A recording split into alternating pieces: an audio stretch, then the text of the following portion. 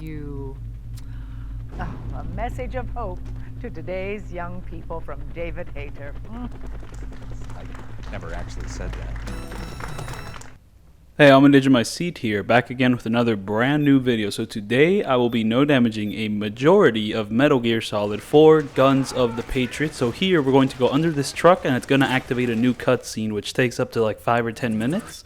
However, I'm going to be skipping all the cutscenes. I mean, Metal Gear Solid 4 is probably the game with the longest cutscenes, though Death Stranding might have beaten it by now. And it also like interrupts like very short sections of gameplay. So yeah, there we go, another cutscene. This opening section is increasingly brutal with this, though. The great thing about Metal Gear is that you can skip all these cutscenes, so you could just be in gameplay 100% of the time, even with all these cutscene interruptions. Though for a first-time playthrough, this could be rather aggravating. So yeah, here pretty much stick to the left of that one Gekko, and then pretty much stick to the right of that one Gekko, and you should be able to get through this section just fine. Also, I should probably mention that I'm also doing a Big Boss emblem run, where pretty much I can't be seen, I can't kill anyone, and I forgot the other requirements, but yeah, I can't be seen, I can't use continues, and I can't kill anyone. And I also have to beat the game in under 5 hours, which, well, 5 hours is a lot of time. I was kind of hoping I could beat it in under 3 hours, but that just did not happen, and this is where we are now.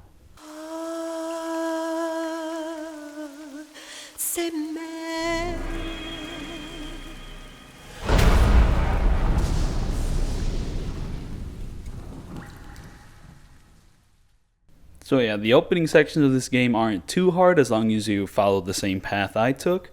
And well, there's no real camouflage to worry about, but we will be worrying about camouflage very soon, like pretty much right at this section here.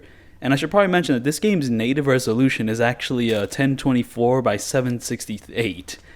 Like I recorded this at 1080p, but like that's the actual game's native resolution, which is probably why the game's like a little muddy, even though this is like a 1080p video. I mean, okay, I say muddy, but this is probably still one of the best looking PS3 games. I mean, you know, The Last of Us came out, that's still like also one of the best looking PS3 games, and when it comes to like non-realistic games, like there's also that. But I'm just saying, I think this game looks it's a really good looking PS3 game. It came out in 2008, so it's like one of the first, I'd say probably one of the first ones too. Like, I don't know, just a really great like example of its tech. And another reason why it's such a great example of its tech is that it has a lot of weird ass quirks, because the PS3 was apparently like a really difficult console to develop for, which is probably why this game has such a weird ass like low resolution. But it may also just be that there is a lot of details on screen, like on all the enemy equipment, like everything happening throughout like the battlefield here. Like there's papers flying around, like all the dirt and stuff. And well, I mean, these textures may be like a little muddy and low res now, but they were probably like pretty high res for the time. I mean, I'm not a historian, don't quote me on that, but I'm pretty sure they're pretty high res. So for this first section, I'm not really adopting a speedrun strategy. I'm kind of taking the normal path, which does make this video a little longer, and I kind of end up doing this a lot of times. But yeah, pretty much just stick to the right, kind of crawl through those little vents to get through, and you should be fine. And when you're crawling on the ground outside, like make sure to camouflage yourself, because if you don't, then the enemy might see you. And just pretty much crawl your way through there. And once you get into the building, like if you heard a little ding, like an enemy actually noticed you. But as long as you keep crawling, like that enemy's gonna get bored and not investigate that. But you know, and also there's gonna come a point where you're gonna want to wait by a window and not cross that window, because the enemy is actually gonna be looking straight at you. Wait for that enemy to kind of keep going forward, and then you can move forward to like the little crawl space to get to this point. Once you get to this point, wait for the enemies to move away, then slowly walk towards them, hold them up, and then knock them down to the ground, and then quickly make your way here, because there's going to be an enemy all the way at the end of this like little hallway here who'll be looking at you, and I'm just going to crawl over here to take care of them. And I don't know, two things can happen. Either these two enemies will not notice you and they'll just go on their normal patrol here. Pretty much they'll be walking to the left, and once the second guy kind of goes there, you can kind of just get up and run past them, though. In this kind of like quiet environment, like footsteps are very important, so don't get too close to them and run. Like make sure there's a bit of distance, because if you're too close to them, they'll actually hear you, they'll look in your direction, and they'll kind of ruin everything. This is really important for this part of the area. This area can be quite challenging. I guess it's kind of keeping in Metal Gear Solid tradition, where the beginning areas tend to be a little bit harder than the other parts of the game, though to be fair, in this game it's a little better, it's a little more balanced. Like it's not as heavy-handed as like the difficulty and stuff like Metal Gear Solid 1, which like the second area is like the hardest area in the game. Here it's a little bit more balanced, but it's still quite challenging because you can't really spot enemies, and like there's kind of tight corridors, so it's like it's a little hard to deal with. But yeah, like I went by that door kind of quietly, and then I ran pretty much stuck to the right and kind of stuck. I pretty much followed the wall, because if I didn't follow the wall, the other enemy might have noticed me and called in an alert. All that happened was that he noticed me, but he did not call in an alert. Now here you could do this part faster, but I was very nervous, so I instead decided to crawl. And this game introduces Octo Camo. It's pretty much an evolution of Snake Eater's camo system, and it is a really great idea. Like, I don't know, one issue with like Snake Eater was all the menu usage. Like, oh, you have to like adopt a different camo, you have to open up the menu and choose it. While here, this game does it automatically, like for you while you're in the game. But one issue with it is that it takes quite a while to adopt a new camo, because I don't know, you could be crawling over a camo spot in Snake Eater and open up the menu, and it'll take a few seconds to change it, but in the game it'll be like almost immediate change. While here you have to wait like 4 or 5 seconds for it to kind of morph, maybe like 3 or 4 to be more generous. But so like in those like 3 or 4 like second periods, the enemy might see you and notice you, and then we have this whole complication where like, I don't know, 2 enemies like notice me and try to investigate my location. But I was very lucky that I was able to kind of crawl away from that space to here. Also, when it comes to camo in this game, if you like camouflage yourself in shadow, you'll be hidden more. So like normally, if I'm like camouflaging myself in the daylight, I'll have like 75%. If I camouflage myself here in the shadows, I have 85%. So that's like a neat little thing the game added. And it can be pretty important for the first 2 acts, though that kind of gets thrown out the window once you reach the 3rd act.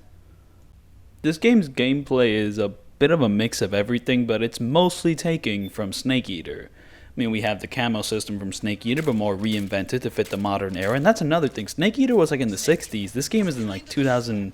Honestly, I forgot when. Like 2012, 14, 16. Like it's very, like, I mean, this game came out in 2008, so like those years were very much in the future. And so yeah, they were able to reinvent the camo system in a kind of cool, futuristic way, which still keeps in line with like, you know, the advancement of technology and stuff, which like Metal Gear Solid 1 and 2 were about. And here the strategy is that we're now in an active battlefield, so your footsteps really don't matter much anymore. I mean, when you're kind of in this active battlefield space, and yeah, that's another thing. So like the beginning sections were more sneaking through some pretty simple areas, kind of like Snake Eater, but now we're in a conflict against like these enemy guys and then the PMC units. Now, both of these guys might consider you an enemy, but the PMC units are more likely to consider you a friend. Like, I don't know, usually they'll consider you a friend, but sometimes they won't. Like, I've had moments, especially like in the 2nd act, where they'll shoot at me, and it's like, bro, what? Why? We're supposed to be on the same side here. What's wrong with you? Anyways, the strategy for this area is kind of random. Like, pretty much just go up to like those enemies I took out, take them out. I mean, you should be silent so they shouldn't notice you. And then when you're approaching like the 2 enemies hiding behind cover, I don't know, make sure that one of them is looking down, because if they're not looking down, then it can be a little bit complicated, because sometimes they'll see you, sometimes they won't. But thankfully they did not see me when I took them out. And then when you're running across like the battlefield to get to like this part of the game, that's the part that's random, because the active battlefield also brings in a new mechanic where if like the 2 like sides are too distracted fighting each other, neither side will notice you. However, like the amount of times where you're safe in that kind of like social stealth type space is random, because it's kind of random whether one enemy will kill another enemy, so you can't fully depend on it. But like I pretty much had to depend on it to get through that area in a very fast way. And now for this area, this is kind of a safe area. However, if you're dressed as like normal Snake, enemies will constantly be stopping you and going, "Hey, what are you doing here?" And they have to walk slowly over to you and be, you know, check you out. While here, if you adopt the Altair costume, you avoid all that. Now, on a new, I mean, if this is the first time you're ever playing the game, you're not gonna have the Altair costume. The only reason I have it is because I achieved the conditions to unlock it. I don't know. I mean, in this area, there's like a certain locker you can go to, which has a disguise which serves the same purpose as the Altair costume. But I have the Altair costume at this very beginning spot, so I can pretty much avoid all that. But you can get through this area without any type of disguise, though it's just going to take a little longer. Or if you follow a certain path, you can avoid a lot of the instances, which will make this take longer. Like, you can kind of skip the whole enemy checking you out thing if you give them a ration. Oh yeah, also another thing about Big Boss Run in this game is you cannot use rations. You cannot use any healing items whatsoever. However, you can use okay, so you have an iPod in this game, and you can listen to music on your iPod, and certain music tracks actually do heal you over time. So you can use the iPod to pretty much and still get a Big Boss like Emblem Run. And there's certain items which recover your stress, which you can also use, but you cannot use any rations, no soup, no regain, pretty much no direct healing items, more stuff which does it over time, like I don't know, maybe some like a passive type thing. So yeah, here I'm just kind of running across this area trying to collect every single item. Yeah, like I just kind of went into this little room here. Like this map can be a little confusing, like it's kind of linear, but there's a few paths you can take here and there which you might miss if you're not paying attention. So I mean, if you get a little lost, I recommend opening up the map and make sure that you've explored everything. And here I'm going to pick up the box even though I'm never ever going to use it, because you get a much more useful box later on in the form of like the drum. And also, just like Snake Eater, pretty much you have other main ways of sneaking which are usually more effective than the drum or the box, but hey, they're there and they do have their use and purpose. And the drum can actually be very useful during combat encounters, though I don't think I ever use it during any combat encounters, which is, I don't know, maybe a bit of a missed opportunity. Using the drum is pretty funny. It's actually a really good non-lethal like takedown type thing, and it can even work pretty well for no damage, but I just didn't use it, so yeah. But yeah, in order to get the Altair costume, you have to kill a lot of people. And I guess in some of my previous saves, I did kill a lot of people, though. Don't be confused. This is not a New Game Plus run. This is a New Game run. So I don't have any weapons from New Game, like Plus or anything like that. This is all like pretty much stuff you get on your first playthrough of the Boss Extreme. So yeah, this isn't called European Extreme because they changed the difficulty name from European Extreme to the Boss Extreme. And yet European Extreme has always been a strange title. I believe it comes from the fact that like Europe got a version of Metal Gear Solid 1 which had a difficulty which was more difficult than just the normal extreme of like Metal Gear Solid 1 released everywhere else. So I guess that's why they adopted the name European Extreme. So yeah, anyways, here I kind of backtracked to this little locker room to pick up that disguise, even though I'm never going to use it, but I might as well pick it up. I mean, it's a cool little disguise, even though I'm never ever going to use it. Like, I don't know, the disguise really doesn't bring you many benefits aside from, I don't know, being friendly with these guys, because I mean, it's not going to make you friendly with the other side, because the other side's trying to kill you. So like, you know, there's that. I will say I've been spending a little too much time here. There's not much to talk about in this area, though. I will say I think the idea of Old Snake is honestly a pretty great way to kind of return Solid Snake as a playable character, because it's like, I don't know, like Solid Snake's story pretty much like ended with like Metal Gear Solid 1, and then like the Metal Gear Solid 2 was kind of like, yo, Metal Gear Solid, Solid Snake's like a legend and all that. It's more about his reputation. But, to bring him back here is kind of like, okay, like, you want him back even though he already had a good ending? Nah, here he is, dog. I mean, his life's in the shitter. He's old as, like, he's super old. Like, I mean, it's depressing, man. Like, if you want the best ending for your character, sometimes you gotta end it when it ended, But it's not all negative. I mean, some people tend to view this game as kind of like, yo, like, you did this to Solid Snake. I mean, you were making him suffer. And that's kind of like part of it. But also, it's kind of a cool way to separate this game from the other games. Cause it's not another romp in, like, the Metal Gear universe. This time, it's like, Snake is old. The world is dying. It has, like, that unique edge over the other ones. And, like, that unique edge kind of comes from the fact that this game has to end Metal Gear. It has to. And this may be the game's greatest strength and the greatest flaw. Like, I mean, certain decisions made to make this one seem more conclusive are a little way too heavy-handed, but then other ones are a little cool. I like this Old Snake thing. I mean, the progressed aging of like the clones was introduced in Metal Gear Solid 2 with Solidus being a lot older than like Solid Snake and Liquid. So that idea has already been introduced, so here we're seeing it pay off. I mean, I wouldn't say this game takes the best advantage. Oh yeah, I should probably explain what I'm doing here. It's pretty much just walk through this area and you'll be fine. There's really not much danger, at least. I mean, I'm sure you can mess it up, but like, you really shouldn't have messed it up. But yeah, anyways, back to what I was saying. So yeah, Old Snake here is kind of like an evolution of that, though this game doesn't really explore it, because this game pretty much starts off with Snake already suffering through like the aging. We're already seeing an Old Snake. I don't know, it would have been cool to see a game where like he's actually like aging as we see him throughout the game, like maybe separate the chapters more throughout the years, though that might be a little too ambitious. Anyways, here we get the drum, and here I'm just gonna run with Altair, because the strategy I'm gonna take with this area doesn't really require me to use camo, at least. Is that right? Yeah, I don't think I'm going to change my camo for this part, though it is kind of random if I get caught or not.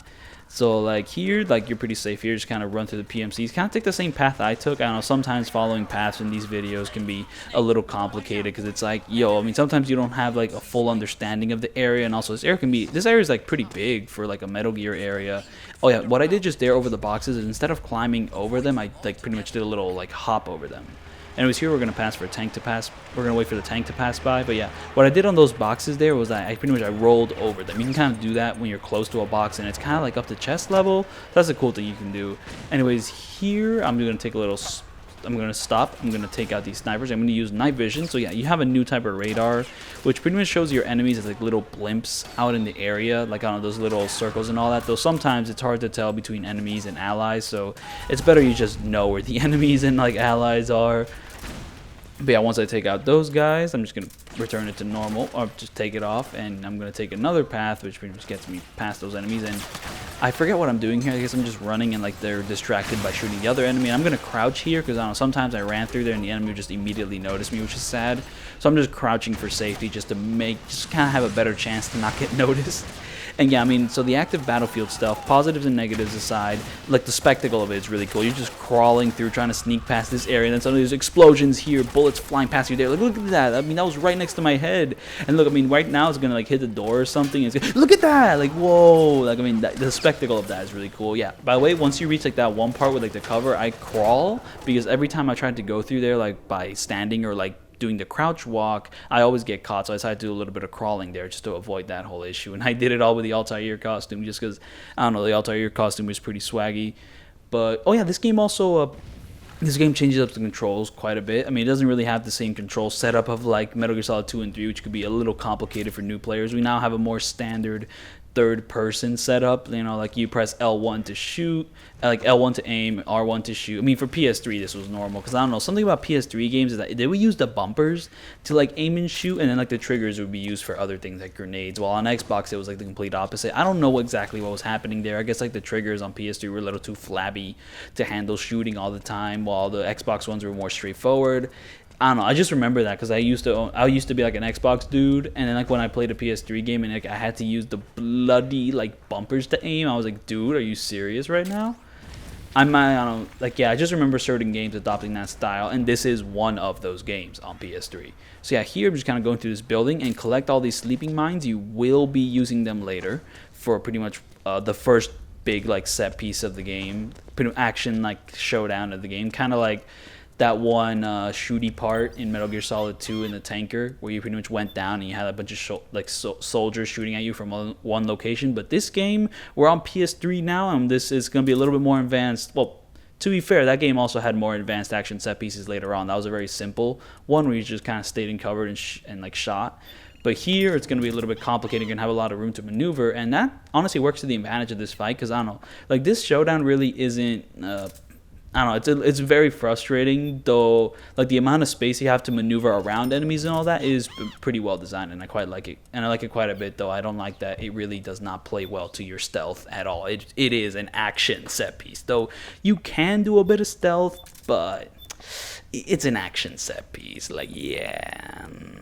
And here I'm just kind of prepping my inventory to get ready for this encounter. And also, I should probably mention that, yeah, it adopted Snake Eater, but it removed a lot of, like, some of the fluff. Though, in Snake Eater's case, I wouldn't consider it fluff. I would consider it, like, I don't know, very cool and thoughtful, like, additions to, like, the gameplay, like, the whole survival aspect. But in this game, the survival aspect really doesn't fit it. So they pretty much cut out a lot of it. I mean, they took the health bar and stamina bar from Snake Eater, but then they also included like the healing system of like the previous games, like a little bit more simple. You use a ration to heal yourself, but you now have a stress bar instead of a stamina bar. So like instead of having to eat food to keep it up, you can kind of keep it the same for the entire game as long as you don't get too stressed or take damage.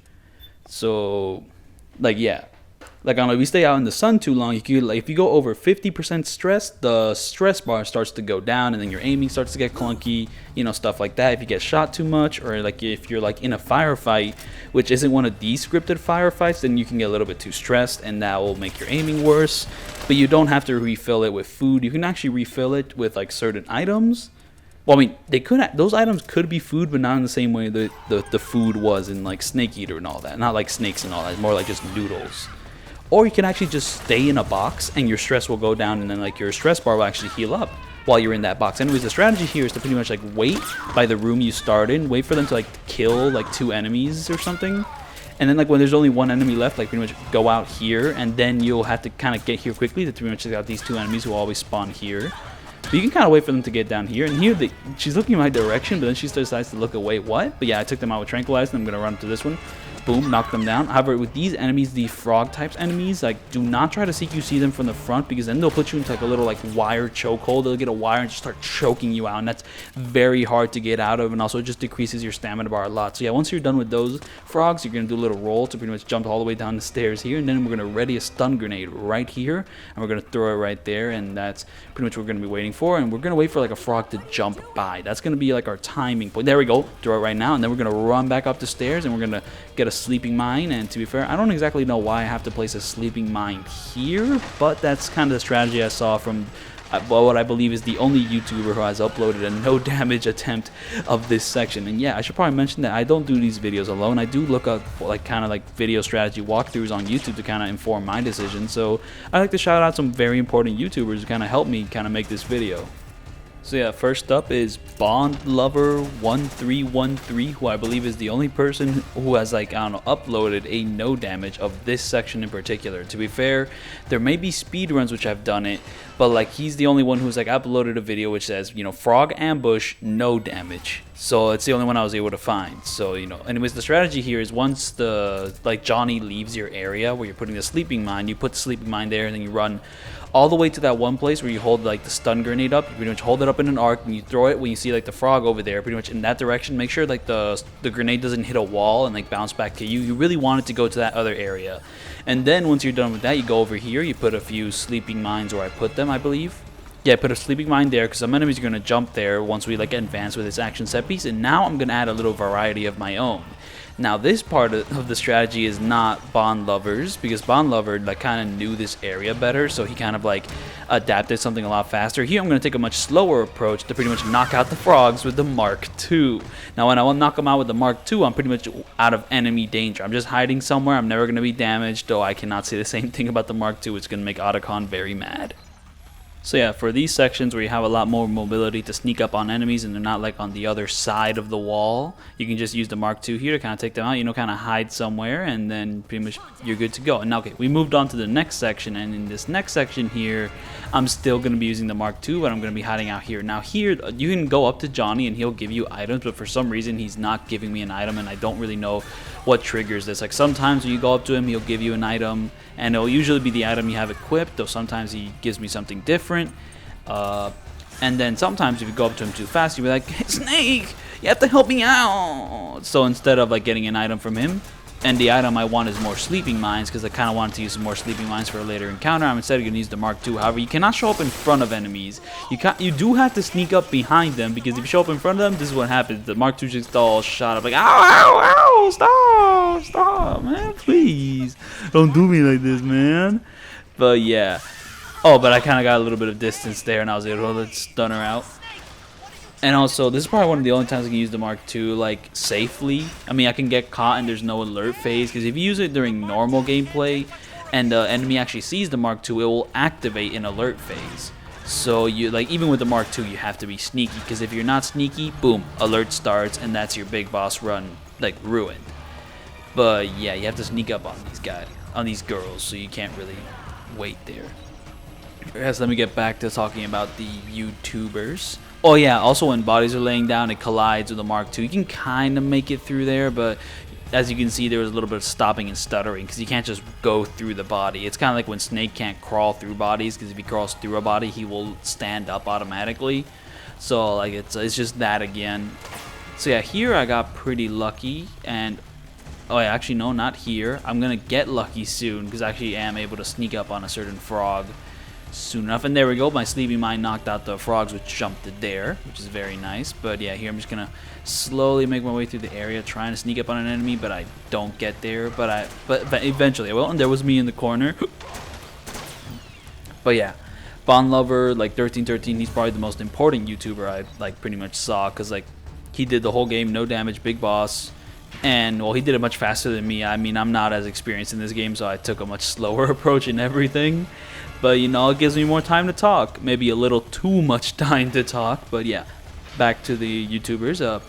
I don't know, a familiar name for my Yakuza No Damage videos is Dante Devil 12. He's actually done a big boss run of like this game, and he's no damage to a couple of parts. Not all the parts which I've no damage though, but like yeah, he's done a whole full big boss run, and I don't know, like what I took the most help from was a certain boss fight he did, like which helped me take down the boss fight on my own. But yeah, that boss fight's kind of a spoiler, so I'll mention it later. But yeah, Dante Devil 12. So yeah, important YouTuber, pretty much like one of the key like Yakuza No Damagers. So yeah, definitely go check out his content if you want to see some Yakuza No Damage. Though, if you know Yakuza No Damage, you've probably seen Dante Devil 12. And now a familiar name for my other Metal Gear Solid video. So yeah, once you take out all the frogs in this area, like pretty much rush to be the first one to go down the stairs here, and then pretty much go all the way over here because we're gonna set up the last couple of we're going to set up some sleeping mines right here. Now, if I had more, I would set up 3, but I only have 3, and I need like 1 more for a later section, so I'm only going to set up 2, and it works decently, but I would have been better off setting up 3.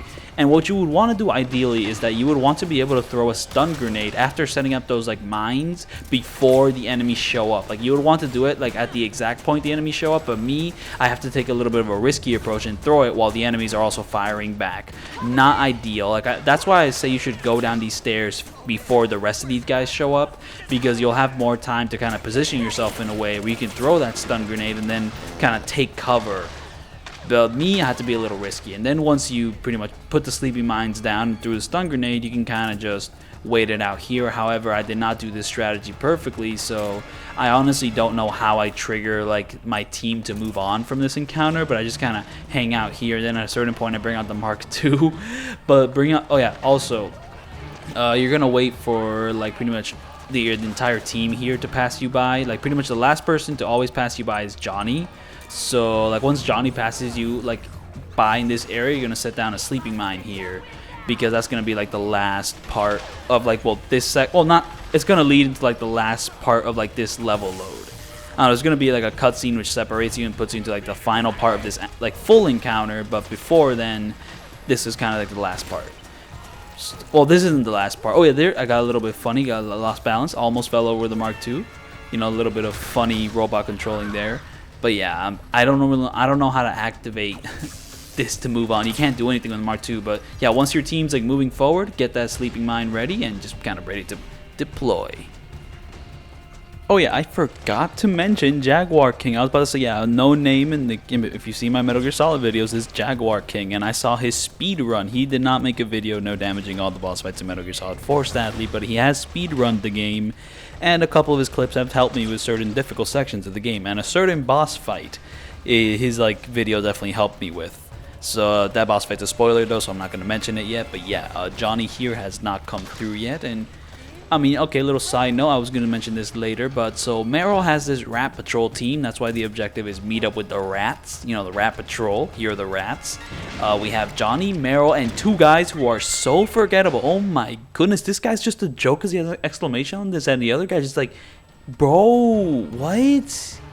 Super boring, dude. So yeah, once you activate that little sleeping grenade there, and pretty much once you get to this part, that wall's gonna come down, so get a stun grenade ready and just throw it through. And now here I'm just gonna keep throwing stun grenades, though honestly I'd actually ask you to be a little more liberal with the amount of stun grenades you throw, because it will end up biting me later on. Though actually I don't know if it ends up biting me later on, but I just remember that there was a certain point in this game where I wish I had more stun grenades to throw, but I just did not have them.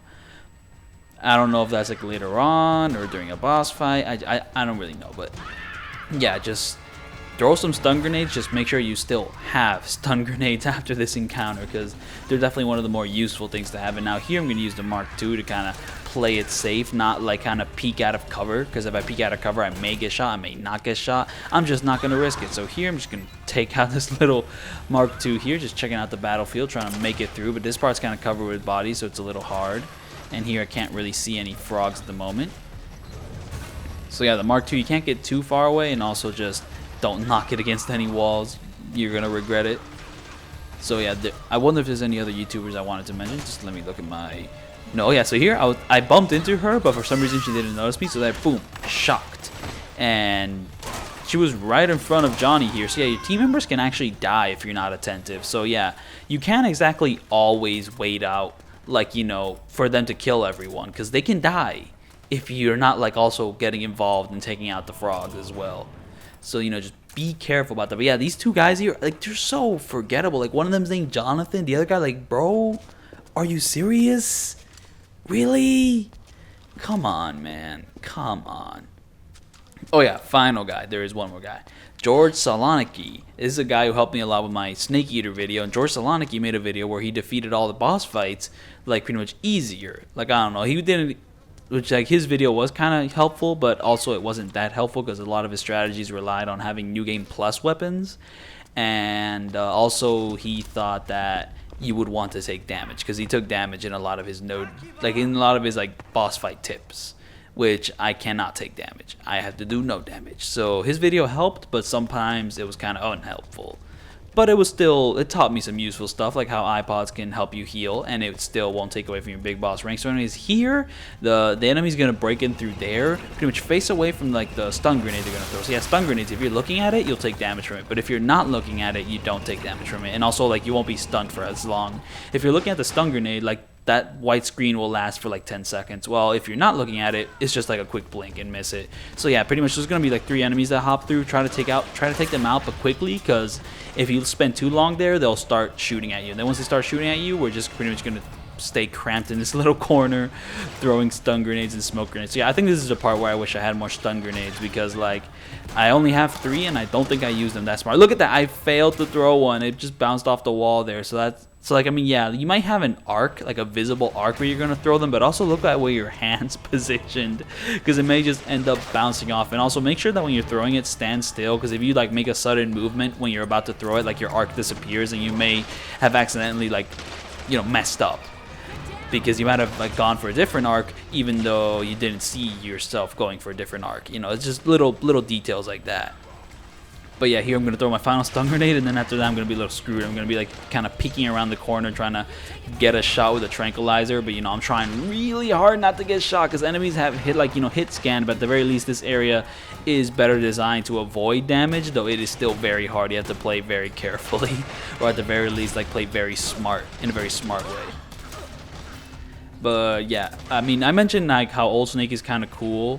I mean, it's also kind of like, oh my god, Snake's like, you know, he's having such a horrible time because, you know, we didn't let his story end in the first game, but like it's also kind of like, you know, it mystifies him in a way, because it's not just, oh, it's Snake again. No, it's Old Snake, you know, like the tired, like, you know, weary Snake. It completely, like, it just makes the story a lot more special than it would be normally if it was just another adventure with old, like, you know, young handsome Snake. Nah, dog, like bring out the stash, you know, bring out the gray hair, dog, like bring out like the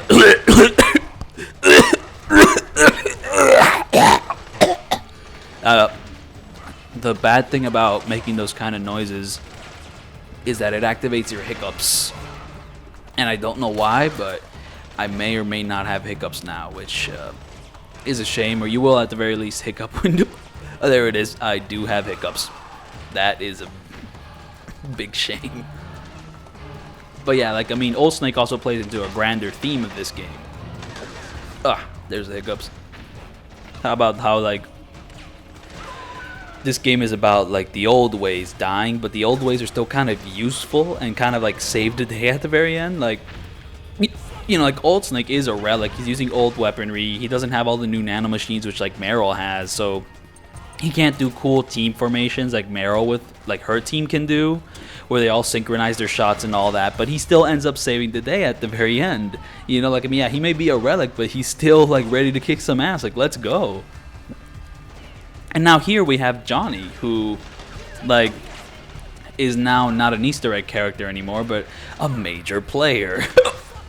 So yeah, now that I ran out of stun grenades, I'm using the smoke grenades now.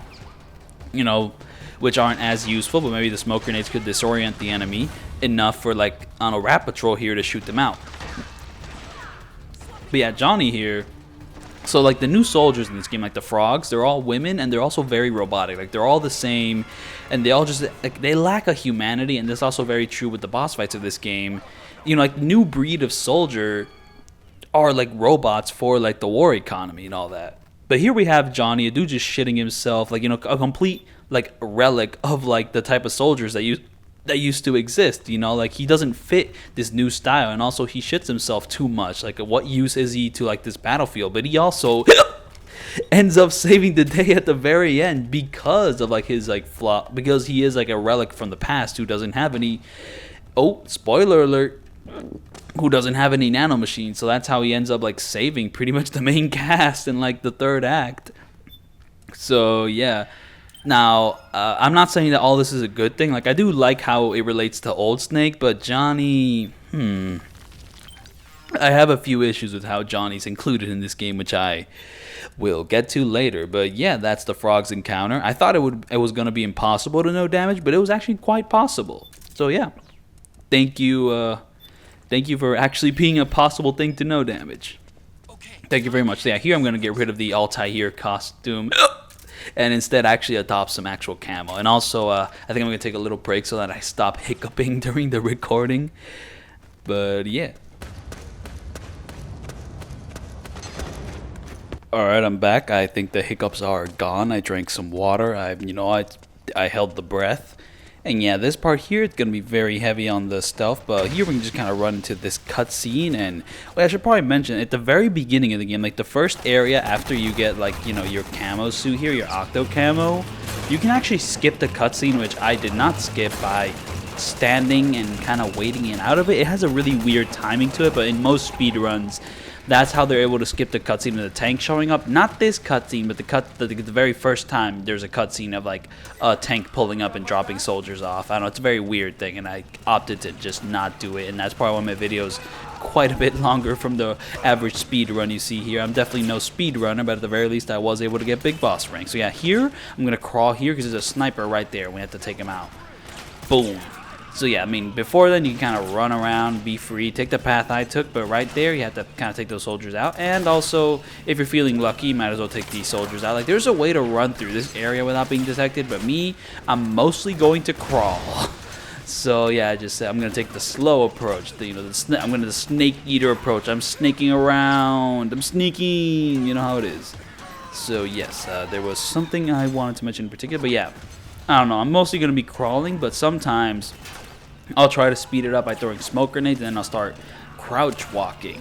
And then when oh yeah, this dude, like, if you're crawling by this area, like this like little rebel dude, he's gonna start running behind you and pushing you forward. That's so funny. Like, you know, give me a little extra momentum. Very much appreciated. But yeah, I'm just gonna start throwing smoke grenades to kind of obscure these guys. And yeah, if you're going past that area, that car will blow up. And it happened in a previous area where I was running, and like when I was running, I crouched at the exact moment a car blew up. Like, just like I mentioned, like this game's like graphical fidelity is just insane. Like, I mean, the shadows, all the details flying around you, like just really ambitious stuff. And also, like, the amount of areas is also super impressive. Like, yeah, Metal Gear Solid 5 looks better, but like Metal Gear Solid 5 is mostly like desert and pretty boring areas. Now we got this game. I mean, we have the desert, we're gonna have a jungle later on, we're gonna have like a noir type city, like pretty much Europe. Then we're gonna have like snow, and then like a more metallic look. I mean, the game's got a lot of variety going on. So I mentioned crouch walk before, so let me talk more about that. So yeah, I mean, I also mentioned this before as well, but the game has a new control scheme. And yeah, by the way, we're gonna crawl by here, and then after we're past like the sight lines of these guards, and also a guard who's gonna run back here to take cover, we're gonna run for those stairs over there. But yeah, like I'm doing right now. In fact, I might have taken out the guard who comes down here to take cover by a certain place. So yeah, that does happen. Now we're up here. We're pretty much safe to enter the next area, which is also the final area of this act. But it is actually one of the bigger areas in the game, which kind of goes on for quite a bit of time. But yeah, the new control scheme it's more normal. You know, I talked about the triggers and all that. Xbox 360, PS3, you know, whatever. But it also makes getting headshots easier. So it kind of exasperates. There's like, I know what word I'm trying to say, but I don't know how to say it. Exacerbates like the issues in Snake Eater, where the more open areas allows you to get really easy headshots with a tranquilizer. And now your tranquilizer is always silenced. There's never going to be a point where you have to where your silencer will run out. So you can abuse it as much as you want, and you most of the time you have quite a lot of ammo to use. So it's like that issue is a lot more serious here. So anyways, here I'm gonna knock that guy out, and then I'm gonna throw him to the ground and hold him up. So like I walk slowly behind these guards, I hold them up, then I grab one, I throw him to the ground to pretty much I throw them to the ground and then hold them up, because if you like tranquilize someone, they'll stay knocked out for a short amount of time, but not forever.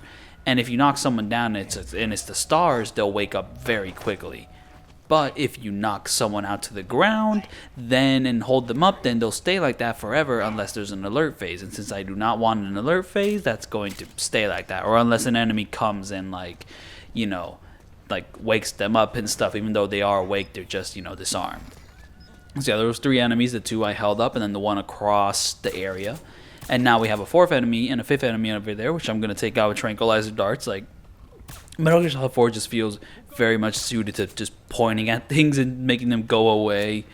And yeah, like the new control scheme makes that easier, but there's also like different like design decisions which also kind of enforce the whole point and click aspect. But back to the control scheme. So yeah, this more modernized control scheme also means that there's a lot more action sequences, like the frog one, which kind of expects you to point and click, though at the very least that frog encounter has like pretty open area to kind of maneuver and kind of come up with some other solutions, but there's still quite a bit of pointing and clicking involved. But you know, for no damage I took another approach.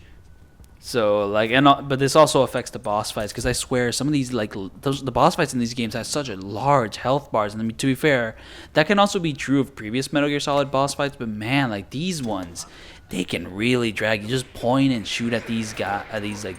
But honestly, there's very few guy boss fights at these chicks, and they just go on and on. So yeah, once you enter this building, there's gonna be a guard patrolling here. I threw a smoke grenade to kind of disorient them, and here I'm gonna put him down to the ground and hold him up so that he does not wake up. And yeah, wait, I was gonna say something. Oh yeah, when you throw a smoke grenade, you too are gonna be like too busy getting smoked, like, you know, like you know, like coughing, like I don't know. Whenever you smoke an enemy with a smoke grenade, you can't really do anything to them until the smoke goes away. So you can only really roll past them and pretty much move on, but you can't like CQC them, sadly. So that's a shame. I kind of wish I could do more when the enemy's getting smoked, but you also suffer from the smoke. Not exactly damage, but you also are kind of stunned until the smoke goes away if you stay in the same area as the smoke. So yeah, no CQC holds while the enemy is getting smoked. So yeah, here I'm just gonna keep pointing and clicking at enemies to pretty much like get rid of all of them while going to this rather complicated, well complicated-esque area of sneaking. So like this game's gameplay, I say overall Snake Eater is still better. Like, I don't know, I mean, there's definitely advantages in this game. Like, this game tends to have bigger areas, or at least like more, like on a more ambitious areas per se. Like this area is like rather large. I can't really think of it. I don't know, like bigger areas which are also more detailed. Because Snake Eater had some big areas, but they kind of be empty. Like the sections before Groznygrad, you can kind of just run through them because they weren't really that populated. But this game, it's got pretty big areas which are also pretty populated. So, like, I don't know, that kind of advancement in technology can make you be more careful with your decisions. But also, like, I don't know, the stealth ecosystem of Snake Eater is also just kind of gone. I don't know, like the way how every single animal could be like a distractible item to distract guards by throwing it, or how you could like knock out a snake, and how you could like knock out like a snake and throw it at a guard and it'll kill him, but it won't count as a kill. I actually just learned this today while doing research for Metal Gear Solid 4. So it's just like little stuff like that's kind of gone in this game, and also how you can break a guard's legs while he's asleep, and then he'll wake up a cripple so that you can keep your like no kill run.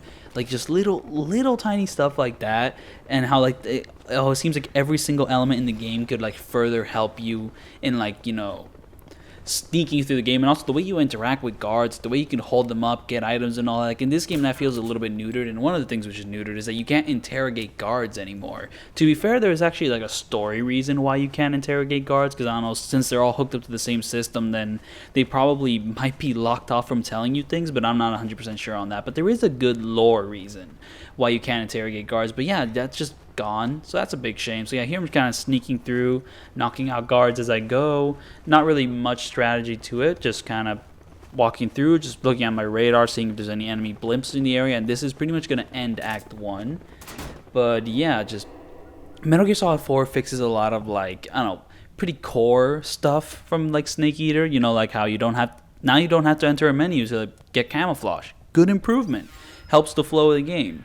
What, you can crouch walk. All right, that gives you a little more versatility. But like all the other things, I think Snake Eater did better. And also Snake Eater was better at just letting its gameplay go on. This game tends to interrupt itself a little bit too much with cutscenes.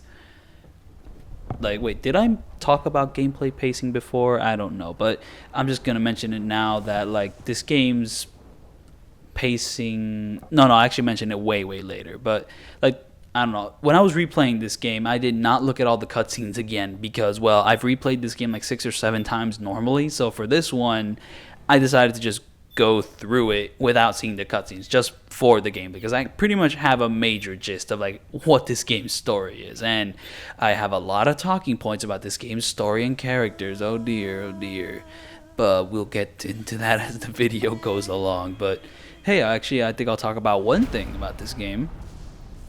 One of the things is that this game has a habit of not being funny. Like, it can be funny, don't get me wrong. Like, on Ocelot gets a lot of really good comedic scenes, but then there's also, like, a lot of things which just do not land, and that's weird, because, like, the previous games can be really funny, like Metal Gear Solid 1, 2, and 3, and, like, 3 especially. Like, just, like, those games can be pretty funny, but this one, like, some parts just cringe. Like, I guess Johnny getting a more major focus with the poopy kakas is just not as funny as the previous games, or it was kind of a little bit more hidden. So it's like, Like, I don't know, scatological humor has always kind of been a part of Metal Gear. Maybe not Metal Gear and Metal Gear 2, but Metal Gear Solid, there was definitely part of that game. But here, it's a little bit more forced, so it's like, And some of the callbacks, some of the comedic callbacks ring a bit hollow. But it's not always not funny. It's just that it's just kind of uniquely cringe in ways which, like, past and future games really won't be. I don't know, future games like Peace Walker and can be really funny, which definitely was a big improvement from 4. I don't know, 4 just kind of has a bit of a cringe factor with like its script and oh man, I mentioned cringe factor. Okay, never mind. Okay, actually, let me talk about tactics here. So you start this like section off by crawling to the place where I went and then taking out like the guards I took out. And then once you take out those guards, you pretty much run down here, wait by that door for that guard to pop out, and then you take him out CQC. And then there's going to be 2 guards, one on the left. The one on the left comes out first, tranquilize him. The one on the right also comes out pretty soon, so tranquilize him too. And then once you do that, the area is safe. So that's how you secure this area. Take out like the guards I took out when I was on that little perch. Then you run down here and do those motions.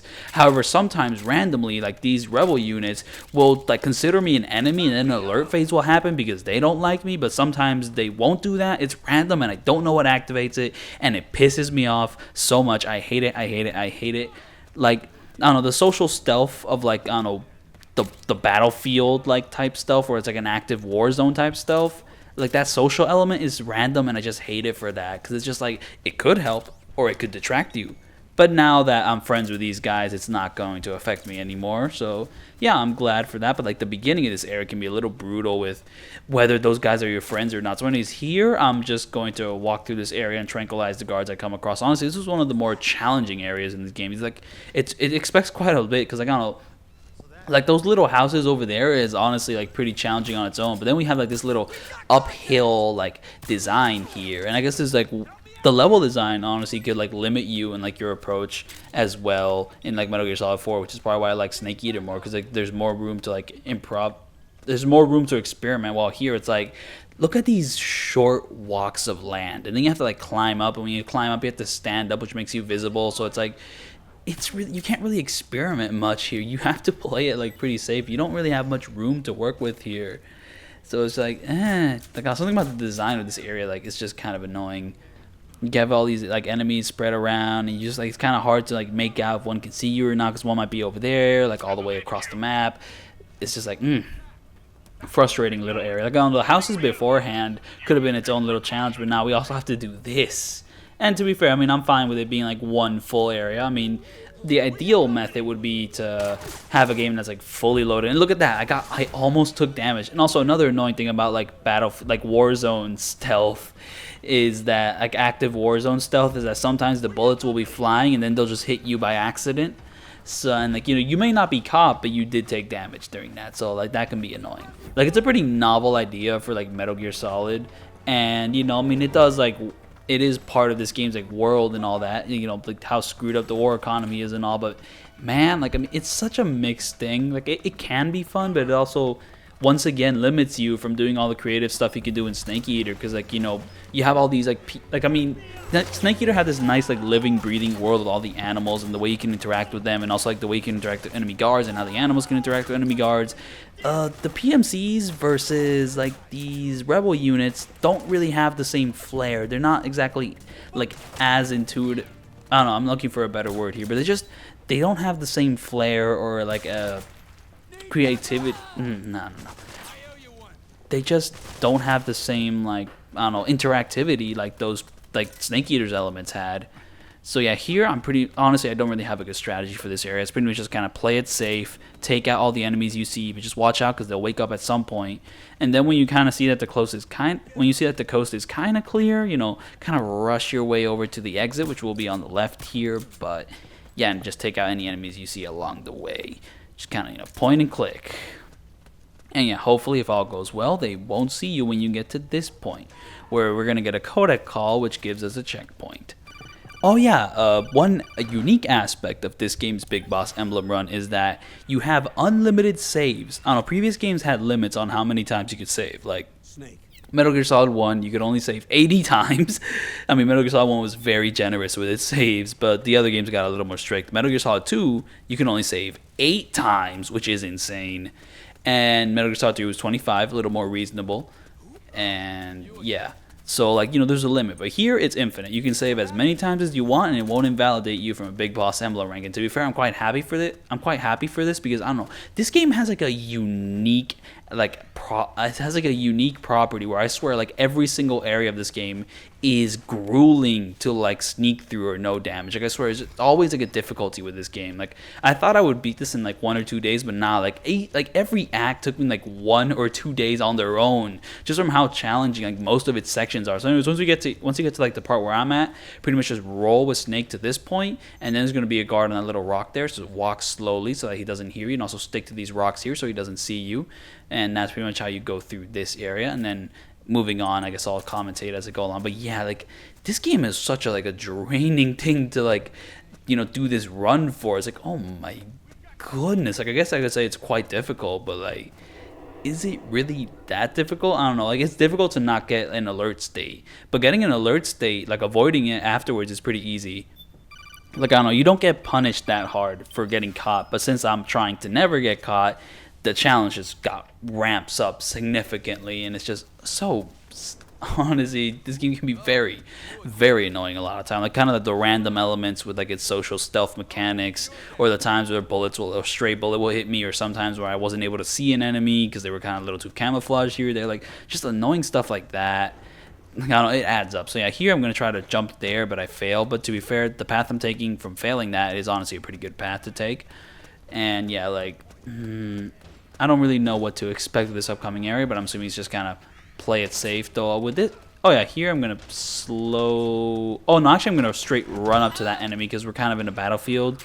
And yeah, that's another thing. I mentioned it before, but yeah, when you're in, like, in a battlefield, an active war zone, like, your footsteps will be muddled. So you can kind of just straight up run up to enemies and take them out. So yeah, take that enemy out, and then we're going to start taking people out with tranquilizers. There's going to be a couple enemies, like, on that side. I took out one, but then there's going to be one over there. So once again, going to use a tranquilizer on that guy too.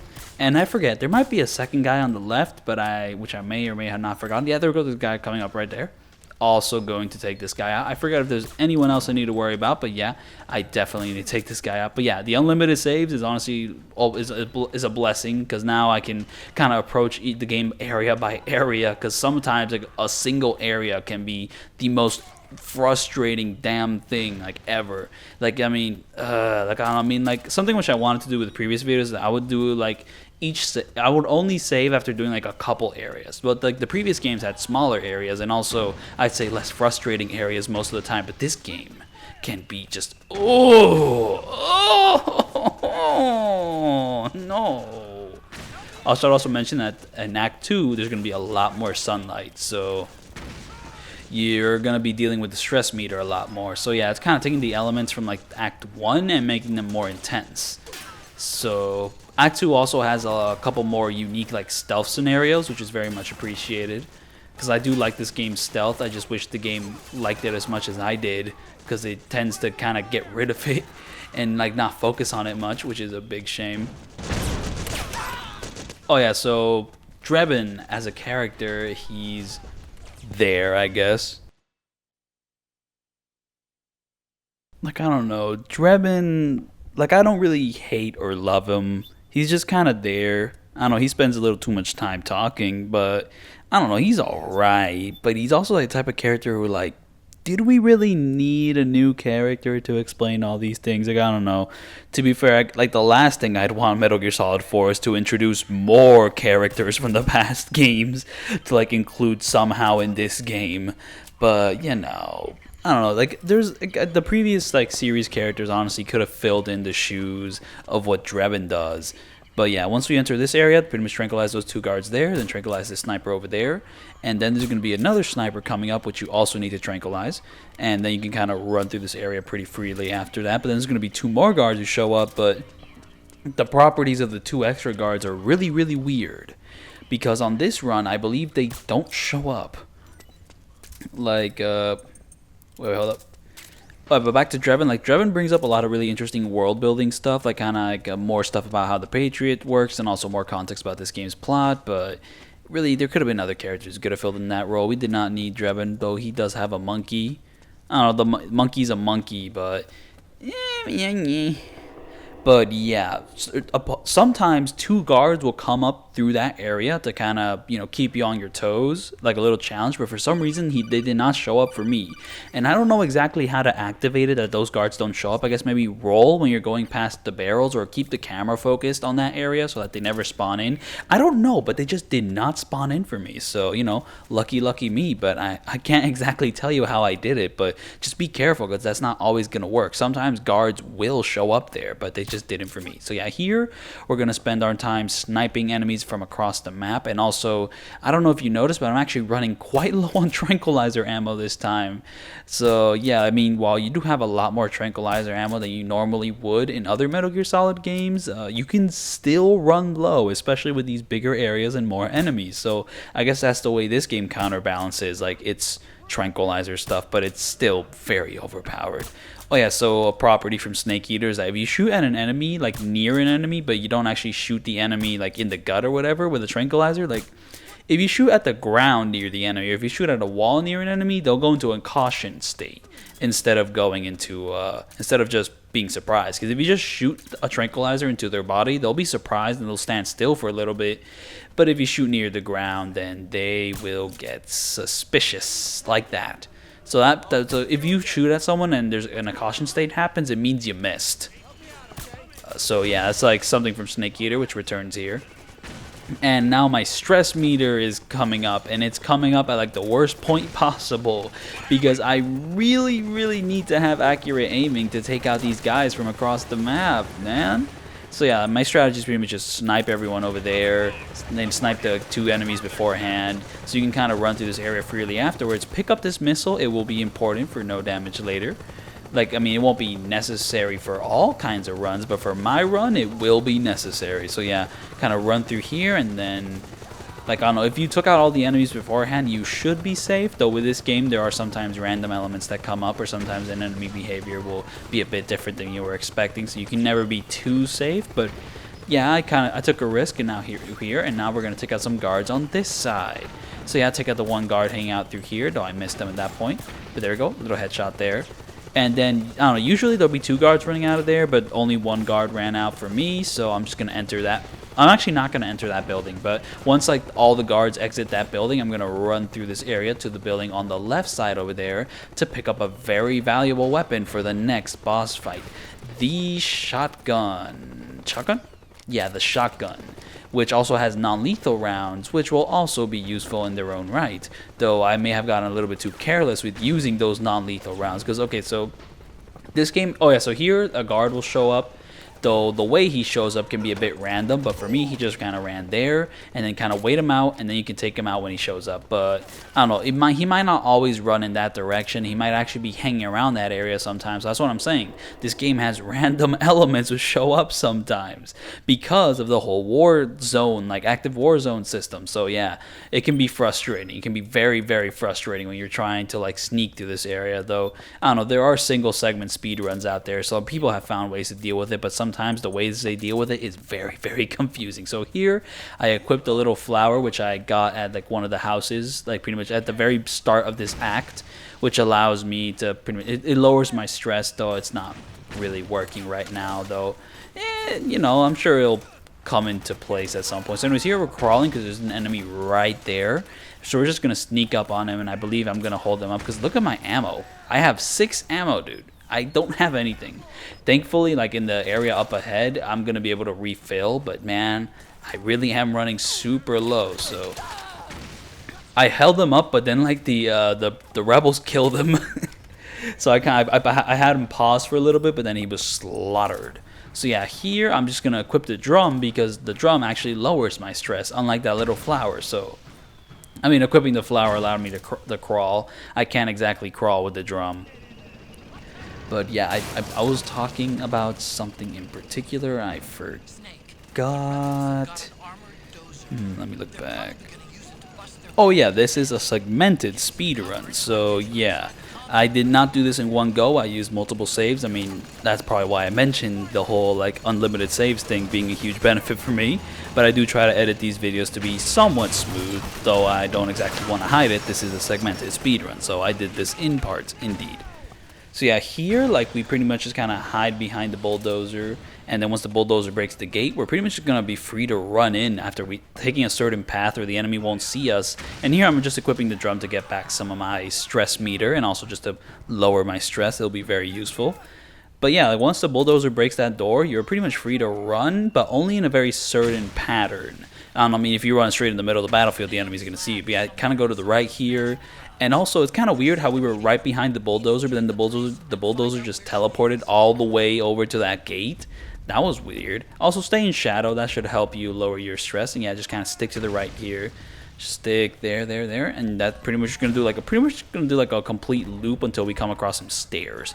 Oh yeah, also we're gonna do this little crouching thing here, go through this little gap, and also going through this gap gives us some music, which I think I listen to. I don't know, I do end up listening to some music later on because I'm not going to explain why. I think you'll understand when we get to that section. And yeah, there's going to be like a few guards here. However, I don't know, thanks to my luck, they got killed by the rebels. I don't know, sometimes they won't get killed, so you have to do some CQC on them, and also be a little careful they're not looking behind you. And yeah, once you run up the stairs, enter this door. Now we're in the house. Now, if I had a sleeping mine, I could set it up like right at the base of the stairs over there, because once you enter that room, enemies will like come down to enter the battlefield.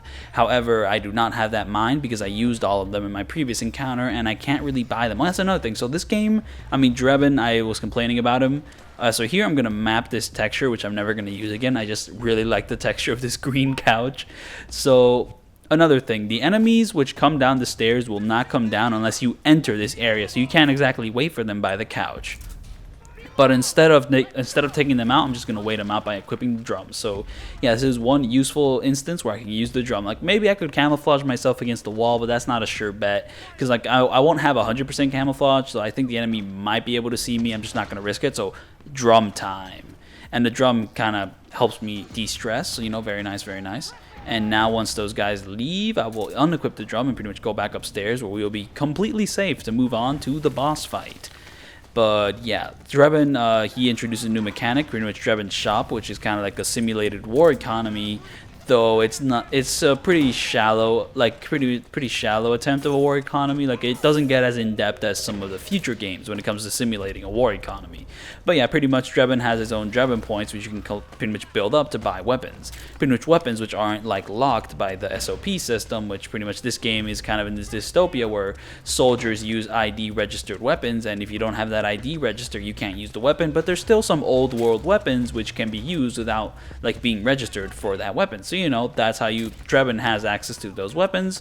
So Snake buys it off of him, and the way he does that is like I don't know, like the menu's abstracted, but pretty much what's apparently happening is that the Mark II will go out to Drebin's shop and pretty much just buy the weapons from him. Though you just do all that in the menu and then it just magically teleports in your inventory. This game has an issue with abstraction, which I'll get to later, but you know that's not really an issue with Drebin's shop because it's kind of explained, even though it is goofy as hell. But like, you know, whatever. But yeah, Drebin's shop, you can buy new weapons. You can also like buy like, you know, you can also like most weapons you pick up in the battlefield will be locked, so you actually have to buy like kind of like you have to buy the D-lock of that weapon. Man, there's a better phrase for that. Like kind of, you pretty much have to buy the right to use the weapon. Pretty much like buy kind of a bypass. You have to like purchase a bypass for that weapon's ID so you can use it freely. So yeah. Like, the thing about his shop is that you can't buy any non-lethal ammo. So if you run out of tranquilizer ammo with the pistol, tough luck, you ran out. And same thing with like non-lethal ammo with the shotgun, you know, non-lethal like grenades and all that. You cannot buy those. So those are like, you know, on-site procured, like, you know, SOP, on-site procurement. You know, that was a phrase, that was an acronym. Is it really an acronym? Yeah, an acronym they used in the previous games. And I'm sure it's like real and stuff. So yeah, I'm gonna enter this fight with my green swag, though that green swag is going to go away soon, I think. I actually forget if I equip my Altair costume here or not. I guess we'll just have to wait and see. So yeah, actually, okay, so I'm playing on the boss extreme. Maybe on lower difficulties you can buy extra non-lethal ammo, but on the boss extreme you can't, though I'm not even 100% sure of that. I'm pretty sure you just can't buy non-lethal weaponry or ammo, period. So yeah, that's a good decision. You know, it makes the going the non-lethal route more challenging. Though, I don't know, in this game, the third-person movement kind of makes a non-lethal route kind of pointless. Though, to be fair, I guess like non-lethal routes have always been harder regardless. I don't know what point I'm trying to make. Anyways, the second frog encounter, this one's a lot easier than the one we had with Meryl. It's just kind of, I don't know, you have to take a very specific path here. Well, I mean, you can take a... I'm slipping over my words. I'm stumbling. I will say I have a strained throat, so that could be part of it. So yeah, here, just kind of go here, hide under here, and then just kind of take out the frogs as you go. Though if your plan gets a little mixed up, don't worry. Just stay laying down. You know, pay attention to your sonar. Pay attention to your solid eye sonar, and pretty much just watch out for enemies along the way, and just kind of lay down so they don't see you, and then just kind of take them out with a tranquilizer. And that's pretty much it for this encounter. I don't really have much more to say about this in particular, but yeah, I think I really don't have much more to say. I'm just going to wait until the Laughing Octopus fight to kind of talk more.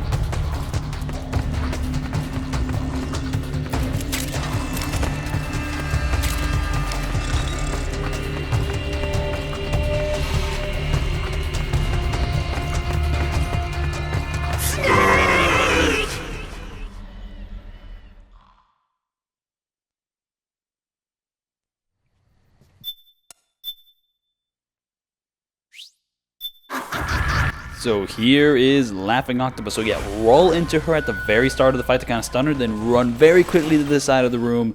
Like there's another way to do it. You can kind of stab her with like the stun knife, but like that was kind of weird and janky. So instead I found a more reliable strategy. So yeah, wait for her to kind of finish shooting. There's a certain timing to it. You kind of have to get used to it. But yeah, once like there's kind of a good time to kind of pop out, get the shotgun out, and like if you get a good shot on her, she'll pretty much get slammed down to the ground and wait to see what she does. If she goes into a ball and like throws out smoke, and then you hear like beeping, she threw out the bombs. Wait for the bombs to kind of clutter up, run straight into them, and then roll to pretty much knock the bombs off, and then kind of wait for them to blow up. Now every time she does something like that, like I don't know, the whole like goes into a ball of smoke and throws out bombs, she's gonna go into a hiding place. She has multiple hiding places, though. For the first one, she's usually gonna be here, but sometimes she'll be in another area. But yeah, she'll sometimes camouflage herself into like the walls. That's one of the things she does, though. One thing to mention is that she does not repeat hiding places. So once she does one, she'll move on to the other. And to be fair, I don't know all her hiding places, but I do know quite a few. So yeah, she did a big jump there, and pretty much what you want to do now is bait out her machine gun attack, but you also want to make sure, whoa! You want to make sure that you like have enough like cover to pretty much like hide it out, and then once she's done shooting, pop out, get a few shots in there. Very nice. It's a very specific timing. I don't know how to describe it, but yeah. Now here there's a window. Windows can be very dangerous in this fight because she can jump out of windows and then jump through windows, and honestly, I don't think really any area is safe from windows. So you always have to be very aware. Now, if she gets into a ball of smoke, but she doesn't throw out any bombs, she's gonna jump through a window again. And yeah, there we go, she jumped through that window. So even the little rooms have windows, so you always have to be careful that she doesn't jump into you, or that you're like too defenseless. Like if she's like right in your face, you can't exactly run away from her machine gun attack. And also be close to a bed, because if she gets into a ball but doesn't throw out any smoke, then she can roll into you, and she can roll very fast. Now an alternate way to deal with her ball phase when she's like rolling into you is to equip the drum and roll back at her, but I did not do that in this fight. Also, she can use her tentacles, and when she uses her tentacles, she has super long reach, so just dodge it. Don't really try to attack her during that. Oh yeah, so then now she sent out the bombs, which means she's going to go into her hiding phase. Also, I picked up a couple stun grenades under the table previously, and now I went to these boxes to pick up more tranquilizer ammo. And I do believe I picked up more tranquilizer ammo while like traversing the caves before this fight. Anyways, here's one of her hiding places, a box. Just shoot like the box, don't shoot like the tentacles above the box, and you'll deal good damage. And now sometimes it's kind of weird what she'll do after this. She'll either jump through a window or adopt another hiding spot. It's a little random, though it's also a little bit predictable. And that's pretty much this whole fight, though she does start to change things up a bit near the end. And like the very, very end of this fight, she gets super aggressive, and it's probably the hardest part of the fight. Just her being out in the open can be quite challenging. Oh yeah, so here's one of her hiding spots. I don't know, a great way to figure out where she's hiding is to use your night vision goggles. Though sometimes when she camouflages into the wall, she doesn't exactly light up like that. Like, I don't know, she sometimes camouflages like way up in the roof. And when she does that, she doesn't really have a clear white outline or like a flash, or she doesn't have a, there's a word for this, but I don't know it. She doesn't have like a white filter over her body when she's up in the roof. She's like actually camouflaged even with night vision, but night vision does make it slightly easier to see her. Now, at this point, I believe I reached the part of the fight where she's going to pretend to be the Mark II, and now we can just kind of circle behind her to pretty much shoot up the Mark II. Very, very nice. Because if you like follow like the Mark II from the front, there's bombs like right in front of the Mark II, which will blow you up, but I took him out from the side. So there was another thing I wanted to mention. So yeah, so you might be wondering, why am I killing Laughing Octopus? Because, oh yeah, so here, like, I mean, most of the time after you like destroy one of her delusions, she'll pretty much jump back through a window and pretty much get ready to attack you. But for this section, she just kept doing like delusion is not the right word. It's like she keeps disguising herself into like the environment. So it's like she'll do multiple disguises here and there, but like I think like it'll be like one disguise and then she'll jump through a window to attack you. But here she just keeps disguising herself back, back to back, and it's honestly very useful for me because it's pretty much free damage.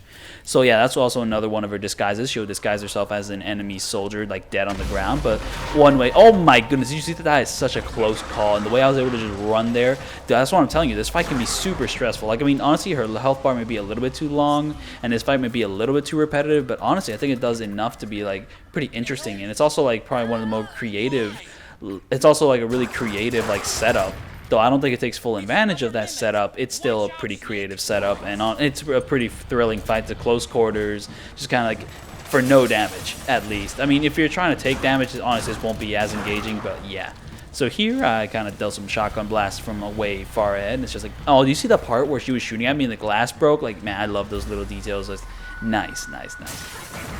And yeah, she takes a lot of her like gimmicks and iconography from like, oh yeah, so this is like the tough part of the fight, where like she just keeps attacking you and she never really disguises herself, because now you have to be in like direct combat with her, and she can always pull out that machine gun when you're in direct combat with her.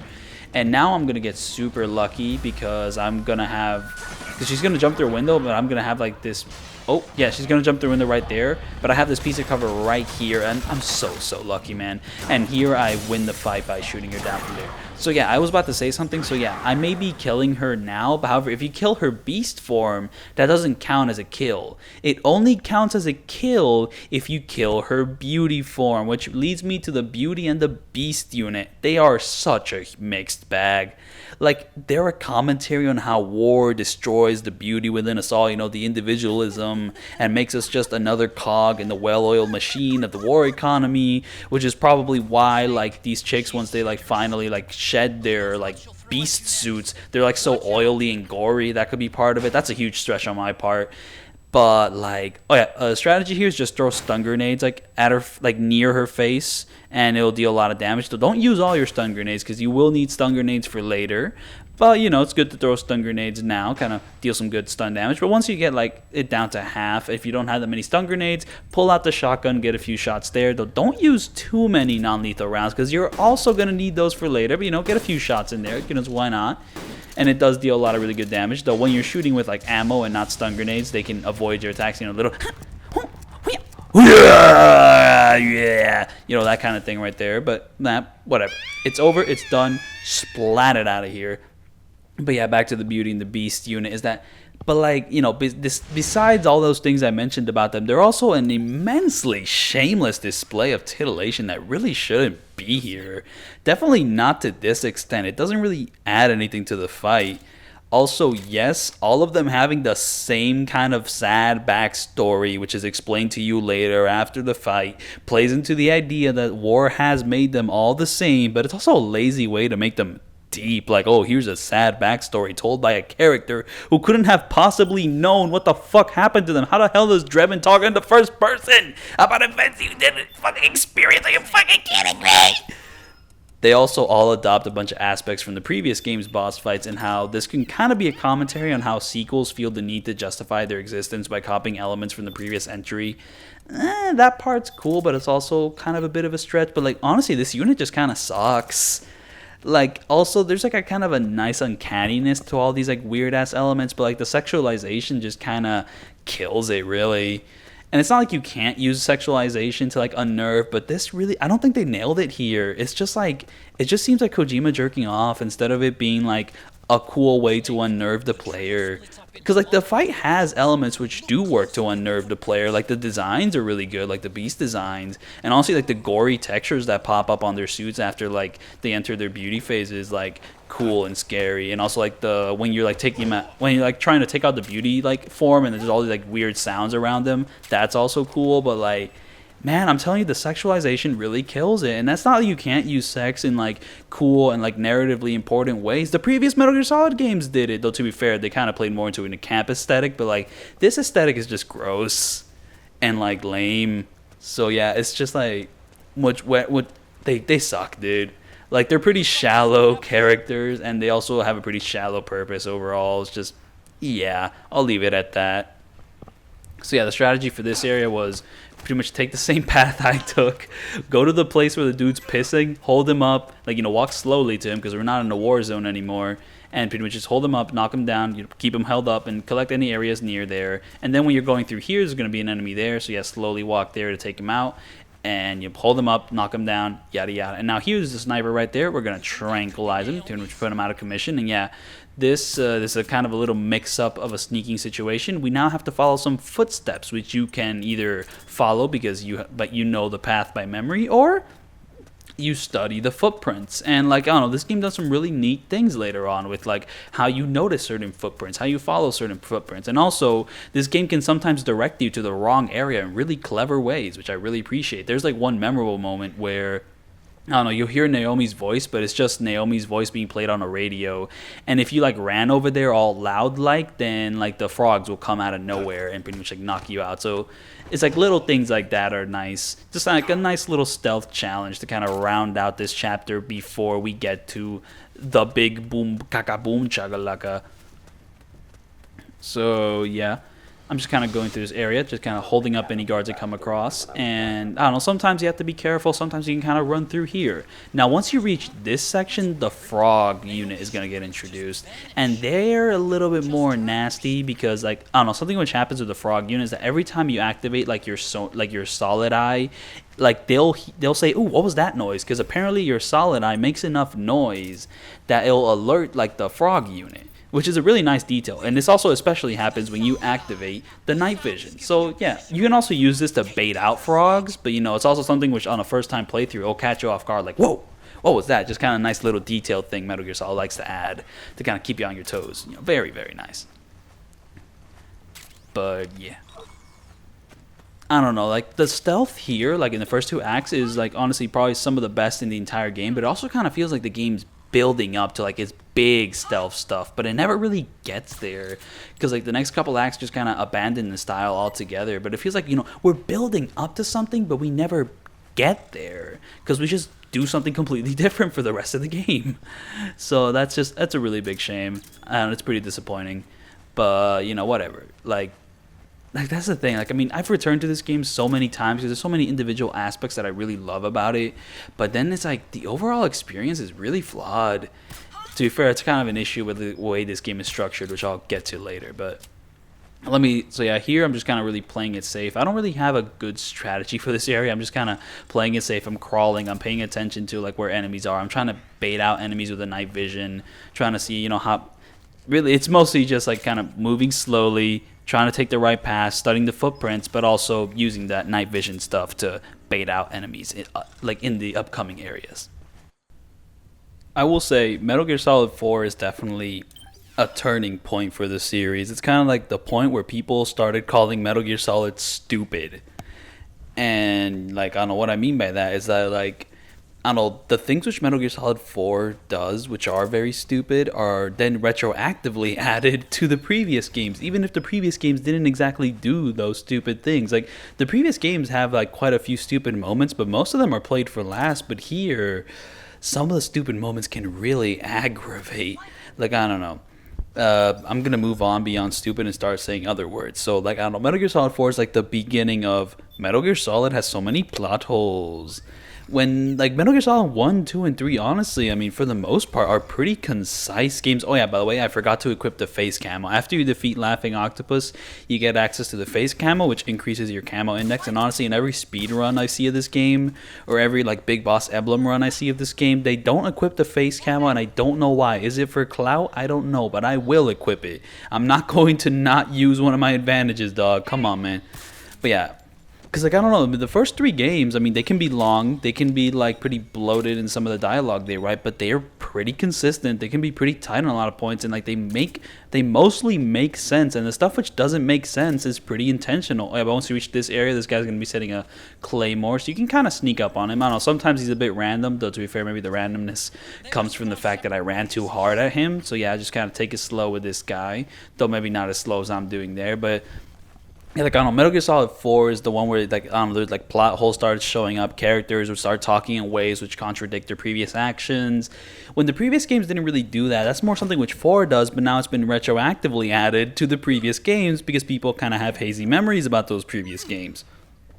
And to be fair, I do have somewhat of a hazy memory of Metal Gear Solid 4, but Metal Gear Solid 4 is also a game which has stuck with me for how stupid certain things in it. Not in the fun kind of way, but in the aggravating, why did you do this? This is literally like the worst decision you could have made to end the entire franchise. Are you kidding me? Type of way. And also another thing which Metal Gear Solid 4 has really gone all in on is that Metal Gear. No. Actually, never mind. Ignore that point I was about to make. I'm about to say something different. So, like previous games would retcon things. Like Metal Gear Solid 1 reworked the relationship between Big Boss and Solid Snake to be father and son, even though that was not true at all in Metal Gear 2. But in Metal Gear Solid 4 is where retcons become a massive issue. Like, I don't know, like ignoring the entire VR angle of Metal Gear Solid 2. I don't know, like kind of misinterpreting like past events from previous games. And honestly, like the misinterpretation stuff may be intentional or not. Just like, I don't know, the retcons add up in this game. And also, yeah, the nanomachines. Like, honestly, this is a huge meme with Metal Gear Solid 4, how it explains away most mysteries from the previous games with, oh yeah, they were using nanomachines. You know, like, okay, alright. Like, I mean, I could say it's quite lazy, it's quite dumb, and it's very unsatisfying for certain things, but, like, everyone knows this. I mean, at least everyone who's played this game knows that the nanomachine stuff is really stupid and lame. Like, bro, why are you doing this? Like, yeah. Oh yeah, also, I mean, I briefly mentioned it, but Metal Gear Solid 4's treatment of Raiden kind of goes against everything Metal Gear Solid 2 was doing, and it doesn't really answer much of anything which happened in 2. Like I don't know, like the transformation Raiden goes through in this game, like it seems like that would have been a very interesting story to tell, but we're just like at the end point of it. Like there's this whole middle section which we just don't have much context for, and that's honestly a big like motif throughout this entire game, that we're like at the end point of what appears to be far more interesting stories in the middle, which we're just not shown. And frankly, even with the prequel games, we still don't get shown like that middle portion, which like this game so desperately needs to like be actually good and engaging. So yeah, here I have reached the action set piece where I will actually take damage this time. Now, okay, so back to Raiden. So yeah, it pretty much ignores like what Raiden's character like concludes on in that game. But I will say Raiden is like the new interpretation of Raiden in this game is still pretty cool. Like I don't know, he's still one of the most interesting characters in this. He's probably the most interesting character in 4, despite pretty much the retcon of like his arc in 2. But you know, whatever. I still prefer like his arc in 2, but his arc in 4 is like honestly pretty engaging, and it's also one of the better relationships old Snake has in this game, and it does lead to some of the better scenes. I don't know, a bit sappy, but like still good. So yeah, anyways, here is the first action set piece where I take damage. So yeah, up to this point I have been able to avoid damage, but here it's pretty much impossible. I don't think there's any way to avoid damage here. You don't really have any cover to work with. You pretty much have like these dudes shooting you, you have the zombie dudes like climbing up, and also you cannot kill any of these people, so I'm using the non-lethal shotgun ammo. So this is where you have to save like non-lethal shotgun. Oh wait, actually no you don't. You have infinite ammo during this section, so you can use as much as you like. So yeah, zombie soldiers will show up here, pretty much shoot them off. Also, there's going to be these guys in power suits, shoot shotgun shells at them until they go down. There's going to be like 4 of them in total. Just shoot the first 2 down, and then watch out for zombies climbing up onto your ship here. And then once you deal with those zombies, like pretty much check out the other 2 like power suit dudes. Though to be fair, after a certain point, after like you take out the first 2 power suit to like after a certain point of after taking out like the first 2 like powered up suit dudes, actually there might be 6 of them, I don't know. But like, I don't know, it's kind of based on a timer. Like, you know, you kind of wait a bit and then you can kind of go through. Though I forget if you have to take out the first 2 power suit dudes. And then after that, we're going to enter probably a very challenging section for me, because I don't know what it is. Something about like the way you have to kill these Gekko. Oh yeah, by the way, Gekko. Gekko is spelled G-E-K-K-O in this game. I thought it would be spelled G-E-C-K-O, but no, it's G-E-K-K-O, and I don't know why. I guess they're not literal like little gecko mammal things. They're these stupid... They're not pretty. They're not stupid. They're pretty cool. These like cool, scary, mooing cow robots. So yeah, here take the one out on like the left, and like there's this one guy like to the right, like pretty much like the back right is like I think is the most dangerous area, because like the dudes in the back right have a tendency to shoot you and actually hit you. So like I don't know, when I'm taking out these Gekko, I tend to aim for like the back right most of the time if there's a guy there. If a little mooing cow there, because they tend to shoot machine gun bullets, and like they deal so much damage. You die so fast. Look at that, I dealt damage right now. And also you're gonna want to take out the guys that show up straight up in front of your tank, because they'll do a little flip kick, a little under, and there's a sweeping kick which will damage you and the tank, and you don't want that. So yeah, like I don't know, you have to take out the certain Gekko who shoots machine gun fire at you, because they're probably the most dangerous ones. And yeah, after that, I'd say that's probably the hardest section of this kind of ride. Though other sections can easily kill you if you're not careful. But yeah, damage has been taken, and I don't think it can be untaken. Oh, shit! You got an MGS on our ass!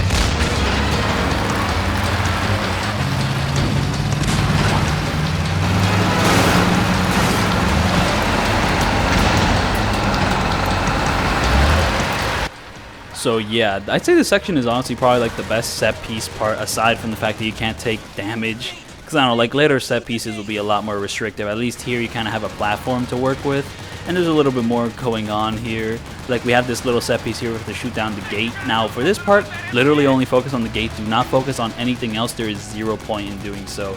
You don't have to take out the other tank, because like the tank's gonna get taken out in a cutscene anyways. And you don't want to take out these enemies because you don't want to kill them. So just only shoot the gate. Kind of alternate between the left and like right door, because they're both gonna get taken down. Kind of shoot in the middle, you know. Just do your thing, but focus on the gate 100%. This is how you do it. But yeah, like I don't know, Metal Gear Solid 2, like Raiden kind of like, you know, reclaims his mimetic jet. Like at the end of Metal Gear Solid 2, like Raiden kind of reclaims his mimetic destiny in the same way like Snake reclaims his genetic destiny by the end of Metal Gear Solid 1. But now like in Metal Gear Solid 4, it's more like, oh, after Metal Gear Solid 2, he went insane, he went depressive, like, you know, he went through like this whole like, you know, torturous cycle of trying to copy Solid Snake. But that's not what like happened in Metal Gear Solid 2, man. Like he's past that, but this game kind of pretends that no, he's not past that.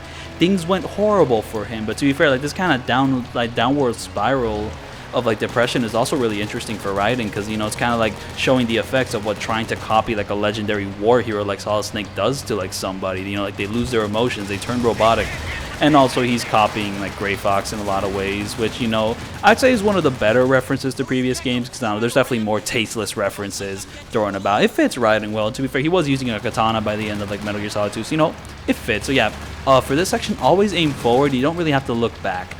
Like, there's gonna come a point where like the tank's just gonna automatically move you to face the Gekko, because if you turn back, you're just gonna miss the Gekko in front of you, and then the Gekko in front of you are gonna shoot you up, and you do not want that, especially when you have such little health like I have right now. No. So yeah, this is the part where the tank, where the MGS just gets his ass kicked. So you don't really have to do anything to the MGS. Like the game will do it for you. Oh yeah, I should probably mention that Metal Gear Solid 4 brings up portable ops during its cutscenes when referring to past events of the series, even though Peace Walker would like retcon most of everything that happened in portable ops. So yeah, here only face forward. If there's a Gekko to your back, don't focus on them, because it's going to be the 3 guys who show up and they're super dangerous. They shoot at you, and if you're facing them to like, if your back is facing them, then you're going to get shot the hell up and you're going to die. So always face forward and take these guys out, take these cows out. But yeah, back to, so yeah, even though like Peace Walker would retcon most of everything that happened in portable ops, it is mentioned in this game. They show like, you know, the title of this game. I think they even show gameplay footage of it. You know, as kind of showing like Snake's past and all that, but you know, it would get retconned later on because Kojima didn't direct it. So it's like, bruh, come on. Also, I will not be mentioning portable ops anymore during this video because I barely remember it, and also that's the next video I'm doing, the little next no damage. Be prepared for that. So yeah, here is probably a very, very frustrating action set piece, which I'd say is also quite random. And also activating this face camo, I have zero idea what it does, but this is the first time I've ever activated it, and this is also the first time I no damage this part. So, you know, it's like a good luck charm, but I have zero clue what it does. So yeah, follow the path I'm taking, kind of jump over there, run through here, run through the parts with the Metal Gear destroyed, and hopefully the Metal Gear doesn't kick you there. Kind of run through the market, and then run through here. Hopefully the Metal Gear doesn't shoot you here, because every single other time this happened, the Metal Gear shot me. Get the shaft grenade there, and do that jump perfectly. Then you like transition to the next area without being hit, and that's how you do it. It is so frustrating. It will not be easy. I am so sorry if you are trying to do a big boss run and you're trying to no damage that section. I am so sorry. You will suffer. There is no easy way to do it. Like following like the path I took will help, but like there is still not really an easy way to do it. And I believe this path I actually took from another YouTuber. Let me look them up. So yes, this other YouTuber, I saw their big boss emblem run. They are Vash12349, and I pretty much took the same path he took for like the final area of Act 2, and like I believe he said that this area was a bitch and ass to complete, and I agree with him. It very much was. So yeah. Oh yeah, so I guess I'll move on to another topic I kind of wanted to bring up. So during this mission briefing, this is where the Otacon and Naomi romance starts to begin, and man, it sucks. Like, the romance stuff in this game is not very good at all, though, to be fair. I don't think Metal Gear's been very strong with romance in general, though. Snake Eater probably has the best attempt at it. I mean, Metal Gear Solid 1 has the whole thing with Snake and Meryl. Like, I mean, alright. Though, I don't know, I'd say, like, Big Boss and Eva is probably, like, the best they've done with romance so far. I say so far as in they're gonna get better. They're not gonna get better with it. They really aren't. But yeah, like Otacon and Naomi's romance is really lame. It's also where the line "I used to be an anime otaku" came from. Like, where it keeps being referenced. It's such an out of place line. You just like when he's just talking to Naomi, he's like, I used to be an anime otaku. Like, I guess that's like just weird little line read there. Like, okay. No, not a line read, just a weird line.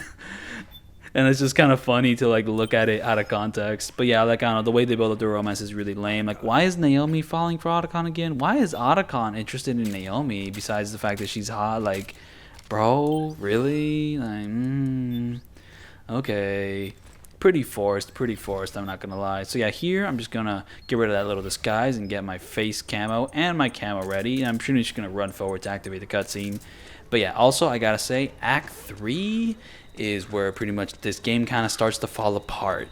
I don't know, gameplay wise and story wise, though, too fair. It's not to say the gameplay gets horrible. There's still quite a bit of fun to be had, but it's just not on par with the previous sections.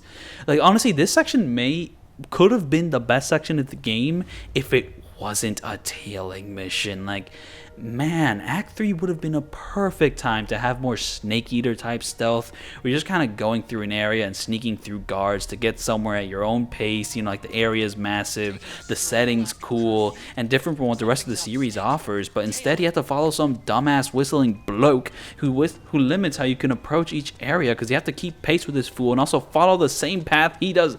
Massive missed opportunity. Anyways, follow the same path I'm taking here and hide out here, because it's pretty much where, like, this whistling bloke is gonna go. So yeah, that's just like, man, really, a tailing mission? Like this area is so cool. It's really big. It could have been like a nice non-linear stealth challenge, but instead it's just kind of like, follow the guy. Oh yeah, so here, so Metal Gear Solid 4 has a lot of really like intricate like movement tech stuff, which honestly you may not even figure out if you didn't like study the game beforehand. Like, so you can like do this thing where you lay down on the ground like that by holding down triangle, but you can also kind of do it while facing up, and I have zero idea how to do it, and I never do it in this video, but I think it's a cool thing to do, and I just never do it. And also you can roll on the ground by pretty much holding, like, aiming a weapon and then holding like the dodge button, the X button, to pretty much roll on the ground, which is a nice way to get by fast while also still being on the ground. And like, I've done it a few times, and here I'm going to do it again. I'm just kind of positioning myself to do it. There we go. Very, very nice. Just kind of quick motion while still being crawling, while still having 75% camo. Nice. So yeah. And also, if you like move the stick very, very slowly, you do like a little inchworm thing. I did it like before a few times by accident, but it's just like, to be fair, you never really want to do the inchworm. There's really like no point to it, but it's like a nice little detail. So when it's here, we're going to point at these two guards and take them out. Now, there may be more interesting ways to take out these guards. Like, kind of, run up ahead, take out the guards. And also, now that you have the Laughing Beauty mask, if you took her out non-lethally, you can. I think that actually works as a disguise, and enemies won't attack you. So you can kind of like get a head start, get in their face, and then mess with them in order to like let like the resistance dude here pass. So yeah, but beyond that, man, this section just kind of, it drags, because you're just kind of like, follow the guy. Like, the setting's cool, like the city, Europe, but like,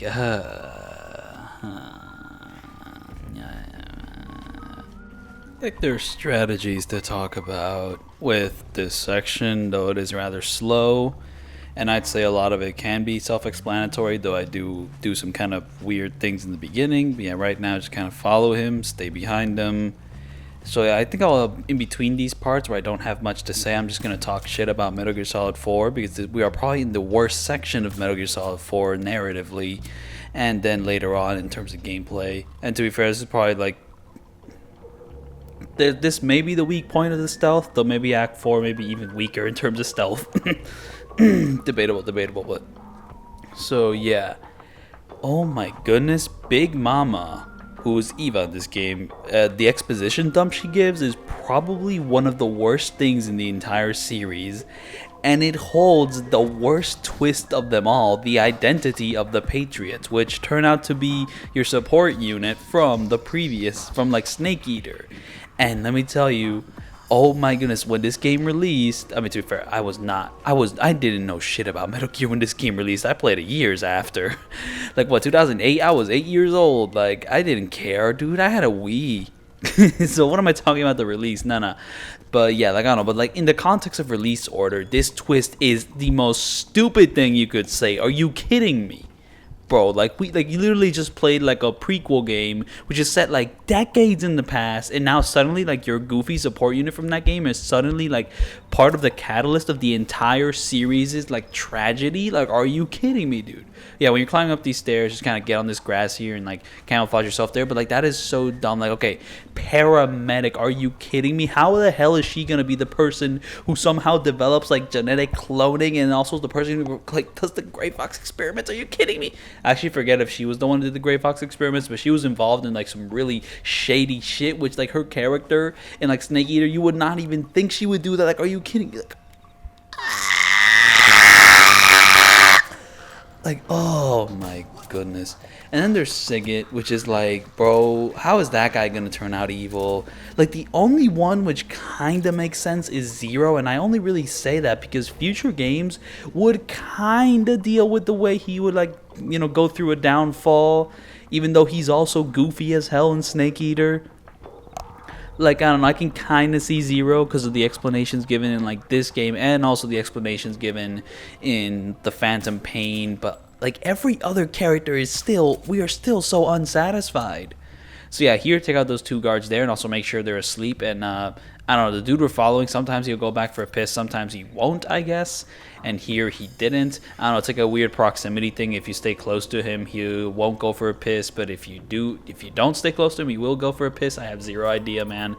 But yeah, like, to be fair, I say Zero makes more sense, but he's still not satisfying. Like, the only answer we have to like why he would go down the path he goes down and become the major antagonist of the entire series is simply given in some like audio tapes. And to be fair, that's more an issue with like how the Phantom Pain tells its story, and that is a massive issue I will get into when I actually like make a no damage video on that game. I'm dreading it because it's easily gonna be my longest one. It's also gonna be one of my most complicated ones to like provide commentary for, because there is so much to talk about with that game, good and bad.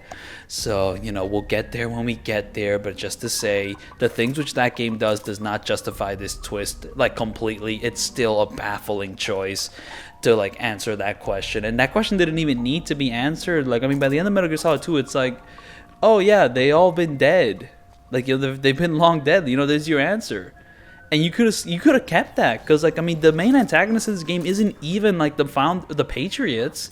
It just turns out to be the AI system, which has gone rogue and like pretty much gone evil from like mishandling, and how Zero hasn't been able to like keep control of it. So like, you could have just had it that it's the same problem. You know, the AI system has gone rogue, and like the people who could control it are all dead. You could have just done that. You didn't have to involve the members from Snake Eater, but this game is obsessed with like involving everything from Snake Eater into this conflict, and now like the prequel games retroactively have to justify like every like dumb decision Metal Gear Solid 4 has made, and they really don't like fully, they really don't justify it in the long run. And like, okay, let me get, so yeah, that's why like Big Mama's exposition dump is not only like long and like boring, it's also like providing the worst twists in the entire series, which now like kind of retroactively like ruin like the great stories of the previous games. Well, I mean, the great stories of the previous games are still gonna be great, but under the context of Metal Gear Solid 4, they're now become a lot dumber and a lot more like just like, this is really like the part where the game goes to shit in terms of story. Like, the previous sections were kind of boring, and there's like issues with the way it presents its story, but at least Acts 1 and 2, it was kind of building up to something. But then we hit this. Like, are you kidding me, dog? Come on, dude. Like like, here's the thing which happens with this whack-ass twist. Playing it in release order is whacks, because, like, 4, you know, drops, like, a ton of twists, which makes 0 sense in the context of release order. Chronological order sucks, because they retroactively add new elements to the lore, which I also hate, and the plot twist from 4 isn't even all that well answered anyways. It's still an unsatisfying resolution to that question, even with the context of chronological order. Oh my goodness, it's so shit. It's so shit. Like, man, this game's plot is way too dependent on Snake Eater. Snake Eater was more of a standalone thing, which further explained why Big Boss would turn out the way he is. But now it's the entire reason why the world is screwed. Like, man, release order wise, this is insanely contrived. And, like, okay, so here kind of roll up to this part to kind of, you know, be very speedy but still be stealthy. And then there's going to be like 4 or 5 enemies over there, I forget. And we just got to point and click at them so that the resistance member can kind of get through. And then there's going to be a helicopter there, but following where the resistance member goes, that's going to be a non-issue, especially after we take out all these enemies here. Just make sure not to cause a caution state, because that complicates things. Because, like, new guards will show up and we do not want that. Also gotta say, they did Eva so dirty. Like, she was cool in 3. She talked like a human being in 3. She had, like, charisma. But here, like, she's just like a constant, like, exposition dump, constantly speaking in riddles. I am holding an apple, Adam and Eve. I was the one who told the snake. The snake, it sucked me. Like, shut the fuck up. Like, Eva was not that pretentious in the previous game. Like, and she even, like, misinterprets, like, the events of the previous game using, like, the Adam and Eve, like, allegory. So, like, you're using the allegory wrong. It's such a shitty section, man. Like, oh my god. Like, stop it. And also the whole section where Big Mama is like, the video games are turning people into soldiers. They play the combat video games and then they are playing, like, the real war and they think it's cool. Like, that is so forced. Like, Metal Gear Solid 2 tackled similar themes, but in a much more nuanced way. But here we have Big, like, Mama just blatantly saying it out loud. Like, oh my god. Metal Gear Solid 4 is kind of like, the previous games have, like, some bad writing aspects, but this game just turns them all up to 11 and introduces new flaws, which now the people, like, most people will now retroactively, like, think that the previous games also did. And it's just like, come on, man. Like, I mean, I will be shitting on this game quite a bit, but, like, I quite like this game. But, man, the gameplay takes a back seat after Act 2. Like, Acts 1 and 2 are like a mix of battlefield stealth and normal stealth, plus some set pieces here and there. And then you get to Act 3, which is just a tailing mission, a rail shooter part, and a boss, and that's it. Act 4 would be cool if stealth against robots was as fun as stealth against people, but it really isn't.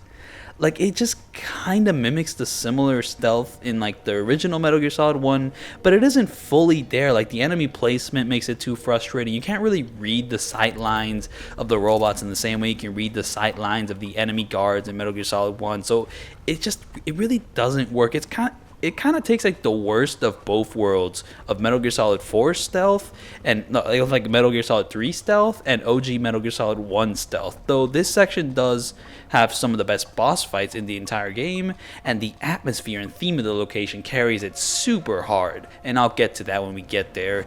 Then Act 5 happens, and it's like, you know, one stealth section, which is really challenging and, like, fun, though it's so, like, short-lived, and then it's just, okay, here's a boss fight.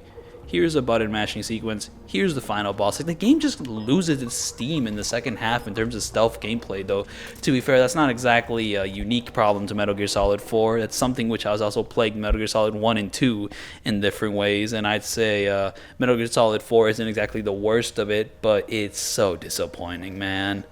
Like, the game was building up to something good, but then it just kind of abandons it, and now we have a pretty muddled second half. Like, it's still fun to go through, and story-wise, you'll be going through stuff, a lot of shit, but there's, like, the cutscenes can still be entertaining, though they can also be insanely boring. But, you know, you give and you take, and this is still probably one of the worst stories in the entire series. Arguably the worst story in the entire series. So yeah, here it gets a little complicated because now the resistance member has disguised himself as a guard. But you can tell that he's a resistance member because he's the one whistling and also kind of walking weird.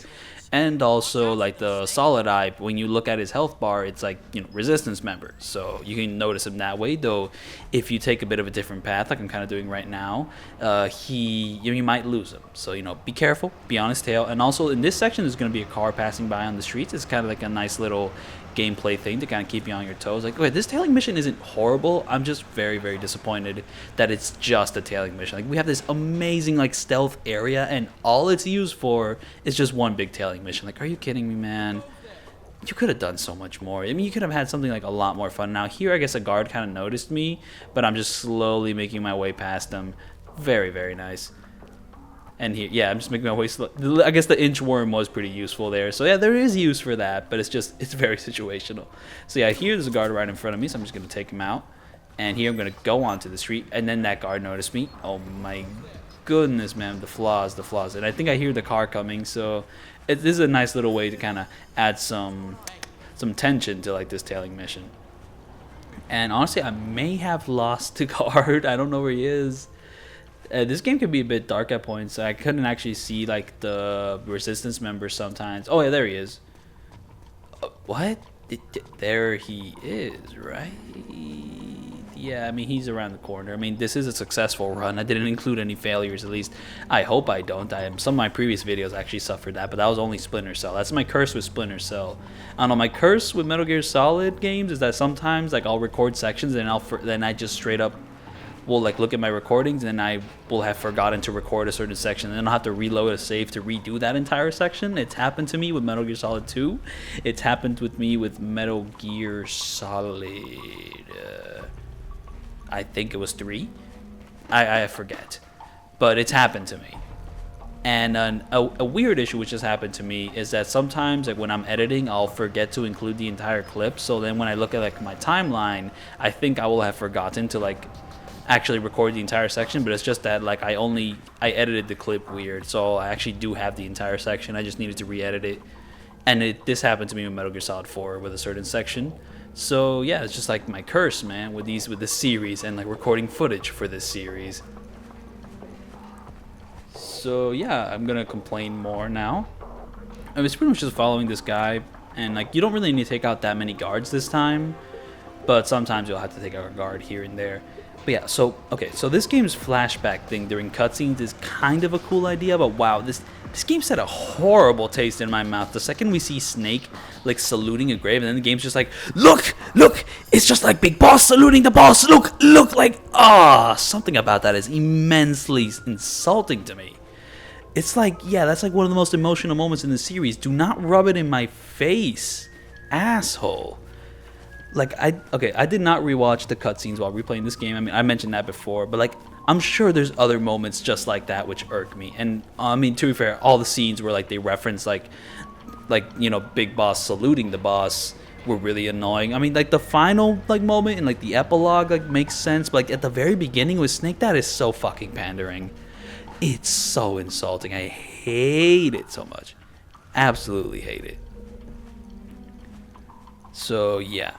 Another thing I'm gonna mention, this one is a weird complaint, so you're gonna have to hear me out on this, but like the whole conflict of this game feels really fake.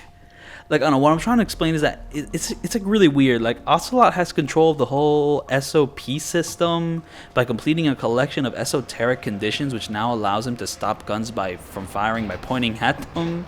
Like, I get it's part of his show, but like, what the actual fuck is going on? Did he just like code his takeover of the SOP system to shut down all the guns except his own? Does he just own guns which aren't under the SOP system? That's probably true. I don't know, it just feels like bloody magic. Like the previous games also had this weirdness to them in a sense, but it works better there. Like how a lot of Metal Gear Solid's like main conflicts are actually outside of your vision and control, like Naomi being arrested through codec calls.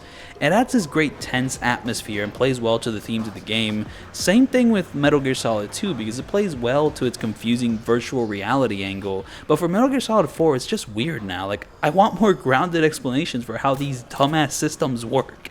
Perhaps the word I'm looking for isn't esoteric. it's abstract.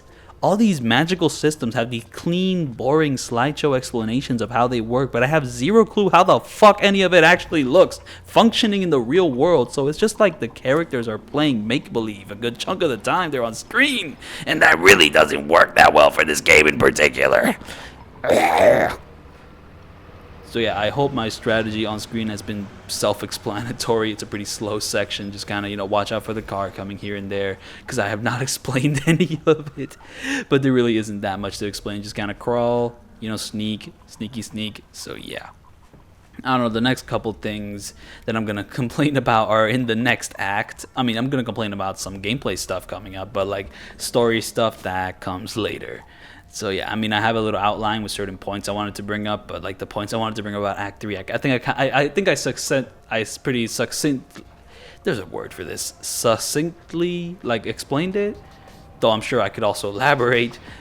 I mean, I could have probably elaborated on this, but this ain't no video essay. This is no damage. So yeah, once the dude stands there, just run at him and go straight into like one of the worst moments in the entire series. Easily the worst exposition dump ever in the series, like ever. Like, man, to be fair, people are sleeping. I will pay it no mind. As the time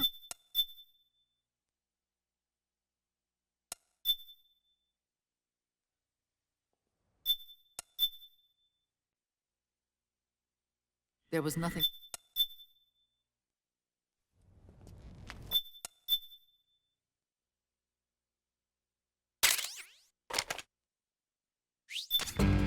We have to keep Big Boss's body out. So yeah, here begins Act 3's like set piece, and it's pretty much just like a big reference to Snake Eater set piece. It has very similar camera work, and also it's kind of let down by the fact that you have to aim your gun. Like, okay, what I mean by that is that when you're aiming your gun, you have like a fixed camera, but if you don't aim your gun, the game has all these like sick ass dynamic angles that look like really cinematic and awesome, but for the most part you're not going to be looking at them because you're going to be aiming your gun shooting at people. And yeah, here you cannot kill anyone.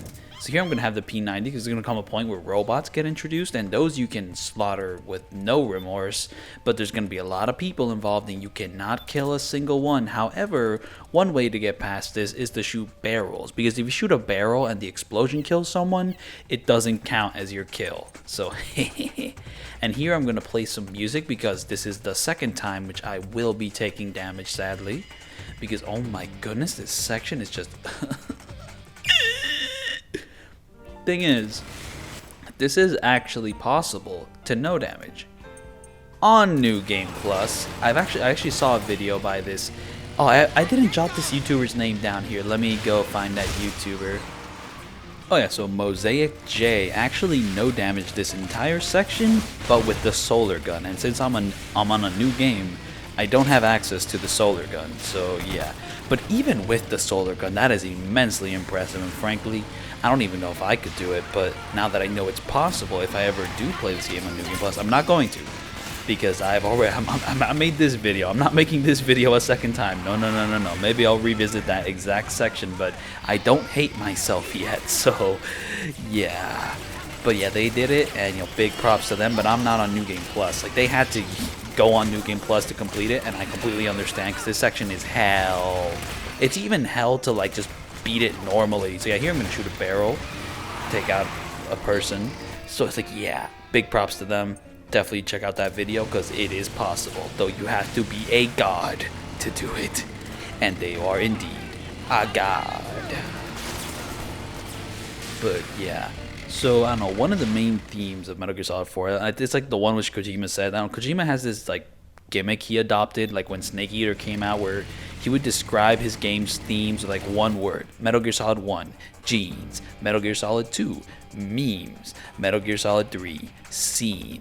And this one is sense. And what like sense is trying to convey is that, like, you know, like people can't really convey like what they're about through words. Like, I know sometimes people will just never understand what a person is about until like after they're dead and stuff. There's more to it than that. I might not be giving the best explanation. And also, like sense as a word, as a one-word theme, is kind of a terrible word. Same thing with scene. That's another issue for like Snake Eater. But yeah, like on the one way this theme is conveyed is how like Old Snake doesn't talk that much. Like I don't know, most of the time he talks more with his actions. You know, like the characters will be like, Snake, please, you don't have to fight. We can fight for you. But you know what Old Snake does? He fights anyways, because that's the message he wants to leave behind. Anyways, you have to take out that one guard right there, because like if you don't take him out, it's gonna be very complicated. And I honestly did not end up taking him out. And yeah, take out these little ground troops here. They're kind of the ones who will be the first to kind of deal damage to you. And to be fair, the guys up above will also be problematic, but just take out the guys on the bottom. You really need to take out those guys on the bottom. And here we're going to have a big action 70s slow-mo. Make sure to take out one of these guys on top of the tank. Like, I mean, it may look slow, but, you know, you will have taken him out if you aim the shot right. But yeah, so that's a cool way to convey a theme with Old Snake kind of like not talking much, but like doing more with his actions than words. Kind of conveying a sense, maybe a sense which most people won't understand until after he's dead. Like, oh, he really did keep on fighting. That's what he wants to pass on to the future. So, you know, that's a cool theme. It's just a shame that it's kind of stuck in a game that's honestly filled with a lot of shit. And I don't know, I mean, the sense theme, I'm having trouble describing it. But hell, I guess that applies also in sense. Like, what sense is like Kojima trying to pass on here? I guess that's part of the meta narrative. I don't know, but like one thing which makes the sense theme really relatable to me is that when I'm watching someone speedrun and I can't for the life of me interpret what the fuck they did to like, you know, actually do the thing they did, and I can't copy it, that's a sense theme at work, you know, like they can't pass on their sense. That's a real world application for that, and I'm sure there's a lot more applications besides just video games. So yeah, this little rail shooter sequence is kind of split up into what I believe is 3 parts. We're on the second part here, and I'm taking a ton of damage. I mean, the first part I was able to no damage it. The second part here, I took a lot of hits. And now Sailor, this is a healing song, which you can play on the iPod. And honestly, like the healing is most effective when you're laying down. However, I'm riding a motorcycle, so I don't have the option to lay down. So the healing is like way slower. In fact, is it even healing me at all? Like honestly, like I mean, if you suck at this section in general, like the healing isn't really gonna do much to change it. However, once you reach the third section, the game will heal you. However, the second section, it did not heal me. So there's that. Now here I'm gonna activate auto aim because there's really no need to have real aim and like shooting at Raging Raven here. You kind of get a little bit of extra damage here before her boss fight. So yeah, a little bit of auto aim. I don't know, the nice thing about auto aim in this game is that it allows you to have these cinematic camera angles while still aiming and shooting at things. Very, very nice. Though I'm gonna get rid of it for later on because I'm gonna need to get rid of it, man. I was gonna mention something, but I forgot. Oh yeah, so this game's camo system, you can like register certain funny camos which you find around the world, and one of those camos is iron. However, I believe that an iron camo actually ups your defenses, but you can't equip the iron ammo during this sequence, which would have been the best time to equip the iron camo. So it's like, what? I even like went to a random object like during when I was tailing that one guy. I stood up like next to it, you know, I camouflaged myself as that texture because that texture was iron because I thought I would use it later, but I don't. So sad, man, so sad. So here I'm gonna play this song again, and also I should probably mention that the healing radio. Alright, so here you have to take this guy out. If you don't take this guy out, you're gonna take massive damage. Like there's pretty much like these 3 truck guys which show up during this sequence, and they're the ones which deal the most damage in this third section. If you do not take them out, then you are screwed. So like I'm here, I have my shotgun pretty much focused. And you can only use like the twin barrel one because the bigger one is too big to use one hand. So yeah, take this guy out quickly or else you're going to take massive big booty damage. Because like I don't know, if you just don't, you're pretty much screwed for the rest of this fight because you're going to need to be able to take damage for like the last chunk of this thing. So here we're going to throw out a smoke grenade very soon. We're pretty much waiting out. Like kind of keep your aim on the right because we're going to enter an area at the right. And like the timing for this is weird. I'm not even 100% sure of it by myself, but yeah, kind of throw a smoke grenade at one point to disorient these dudes coming up, and also get like your weapons ready to pretty much take out the dude. Now I'm gonna focus on the guy on the right, and hopefully that'll work. And yeah, that pretty much worked somewhat. But now we're gonna have the part where we need to take damage because I just can't deal with this next section. You have to be like so precise with the way you tranquilize enemies and then the way you shoot barrels. It's such a hassle. You have to be a god to do this, even with the solar gun.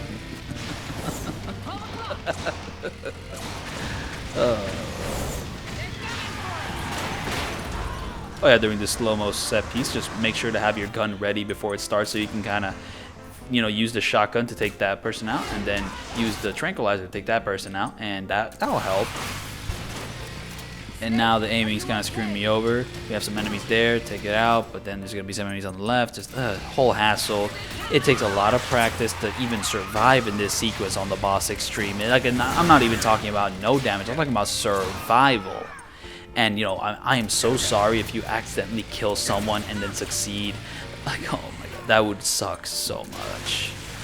Honestly, I would have preferred if this game had a requirement like the Twin Snakes, where you could use a ration once. Because this would have been the section to use it in, but no, you can never, ever, ever use a healing item. Except for the syringe. Oh yeah, I didn't mention the syringe yet. So the syringe, like, automatically refills your stress meter, and honestly, I think there was like a drawback to using it too much, but I forgot. I think it was more a narrative thing than an actual gameplay thing.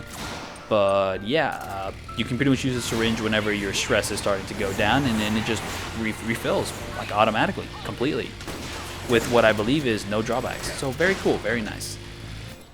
So yeah, here you're supposed to take these people out, and you're supposed to throw a smoke grenade earlier on in a better location to kind of stun these frogs here. And yeah, so I believe we are done at the moment, and we're gonna move on to the boss fight of the Raging Raven. I don't really have much more to say. Like, I really don't.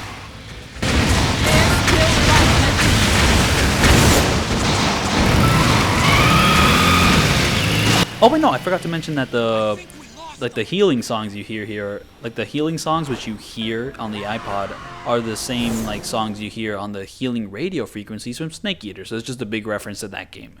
If you watch my Snake Eater video, you would know, because I did play those songs during my playthrough, during my no damage.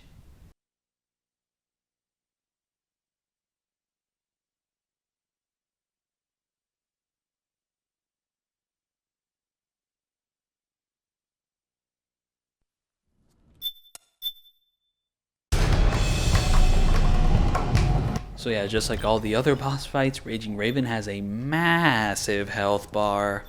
Though I kind of figured out her pattern to kind of pretty much damage her, but she's still very annoying. However, we're going to get explosive. Bring out the grenade launcher. Bring out the RPG. Come on, bring out the RPG, and bring out the guided missile system. Well, I mean the missile launcher, I'd say. Like portable surface-to-air missile. Yeah. We're going to use all of this to destroy the Raging Raven, but it's still going to take like 5 or 6 minutes to take down the beast form. I mean, I'm just glad we don't have to do this non-lethally. Now, doing it non-lethally gives you a benefit, like you unlock a certain doll, and I'm assuming that's important for a certain achievement or something, but I don't care. I just need to no damage it, and if this is the way I no damage it, then that's the way it's gonna happen. Now, it is possible to no damage it non-lethally. I mean, the video, the walkthrough I was watching did that, but I'm just not gonna copy that because I'm very frustrated. I don't know, I mean, I saw some people, like some guides say that, oh yeah, so once like one of her robot helpers sees you, she's gonna like kind of go through, bomb the place, but then the second time she goes through, she's just gonna enter it normally, and that's your time to kind of get some shots on her. And the way she reacts to like getting shot with like explosive weapons like grenade launchers and also rocket launchers makes the fight a bit easier. So yeah, I believe here, I forget if I'm waiting for her to come in and blow up like a part of the room, or just, oh yeah, here we go, she showed up. Boom, blow her up, and then she's gonna stay guarding herself, and then when she opens up, like, shoot her again. It's pretty much like a freebie. Like, on every time after you shoot her, she's gonna guard herself, but then boom, explode her, and this is pretty much the way we go. Though to be fair, I think a big chunk of my shots are getting blocked, or it's just that the grenade launcher doesn't do that much damage. And here I missed, so just be close to a pillar so you can kind of like avoid her attacks, and just pray she isn't too like high up the ground, because if she's a little too high, her shot might like miss the pillar and actually hit like right next to you, and that could be very frustrating. And yeah, once she's done with that, there's gonna be a beeping sound coming soon, so we can just climb up these stairs for dear life, because a big explosion is gonna happen. And I recommend just going all the way to the top of the building, because that usually works for me. Yeah, like, something's coming, run snake run, like, you know, just go all the way to the top of the building, just kind of wait it out. And yeah, and for the most part, rinse and repeat. Though sometimes after dealing enough damage to the Raging Raven, she'll go, I'm overheating, I need to cool down. That was not a good impression of the Raging Raven. I really don't capture the anger in her voice. I don't know, like I'm not gonna continue like trying to impersonate the Raging Raven. I don't have a good read on her voice. But yeah. So yeah, I don't know, I mean after the whole beeping thing kind of come down and she should show up. I don't know, it's kind of weird what she does next. So yeah, I ran out of like grenade launcher ammo, so now I'm using the RPG. And the RPG does deal some pretty good damage. So yeah, here, like, wait for it to open up and then shoot her, and boom, look at that. That's nice. I don't know, it's very rare to, like, shoot at, like, a Metal Gear Solid 4 boss fight and for it to actually deal damage. Now, this is very nice. And now here, when she throws out a stun grenade, that probably means that she overheated, which means she's gonna rest at, like, one of the roofs, like, way out there. So she's, like, kind of hard to find, though. A good sign of where she is that she'll have a bunch of her robots flocking around her, and then you can kind of snipe her from that position. Okay, so there's a really expensive weapon you can get like later on in the game, which deals a shit ton of damage and it makes this fight a lot easier. However, I did not have enough money to buy it at this point, and also this weapon literally did not exist at this point, so it's pretty much only a New Game Plus tactic. But instead of using a sniper rifle, I'm just gonna use the FIM, and look at that, look at all that damage. It's so nice, it's so nice. Like, this battle's practically over. But yeah, I'm just gonna go downstairs. However, one weird thing which can happen is like when the beeping starts happening, like she'll sometimes say kill him, and then the robots will start shooting missiles at you. So when you're going down the stairs, sometimes those missiles land. So it's like, so yeah, that's the thing with these boss fights. It's kind of hard to like not take damage, and it's also very long and dragged out. So it's just like, but once you have them down, they're not too bad. Like, this one's a little too simple for its own good, and the scenario's not that inspired. And like, I don't know, there's going to be a point where like the enemy doesn't notice you. You actually do want the enemy to notice you, because it kind of gets Raging Raven to a predictable routine of, oh, she'll come in, she'll bomb the place a bit, and then she'll actually show up for real this time.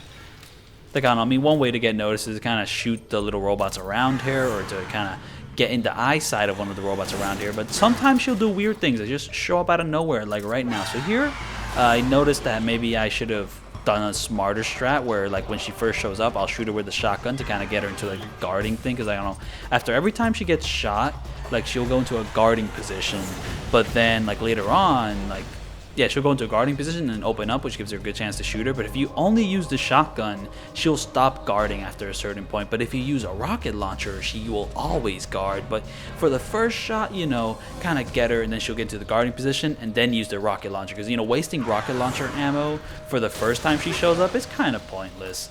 So yeah, here I didn't have a good read on her, so now I'm kind of taking cover, waiting for another good opening. And yeah, I think the fight's all about to be over. Just kind of trying to get a read here. She only shot one grenade launcher, which means like, oh, and no, that was a very risky move, because then she shot two, but it didn't hit me. Very nice. And now wait for her to open up, and you know, we're almost done. Just need one more bullet. Here we go, and sayonara, Raging Raven. And now we go on to like that weird like thing which Kojima made, because it was like jerky offy, but it's also like profound, because the horrors of war, they destroy the beauties, man. Like, man, it's not enough. It is not enough. So yeah, here I'm going to use some stun grenades. Though save your stun grenades, because you're going to need stun grenades for the next boss fight too. The next boss fight's not for a while, but you will need them, is what I'm trying to say. So honestly, don't use them too much. Like, if you have 6 stun grenades, use 2, I'd say. Just to, you know, have a lot for the next section of the game. And beyond that, I don't really have much more to say. I mean, it's just kind of like, I have to re-equip all my non-lethal weapons again. Also, I wouldn't recommend using your like non-lethal sniper rifle ammo in this section, because you will be using a bit of it in the next section. So yeah, just be careful, be a little bit conservative with things, and just kind of go from there.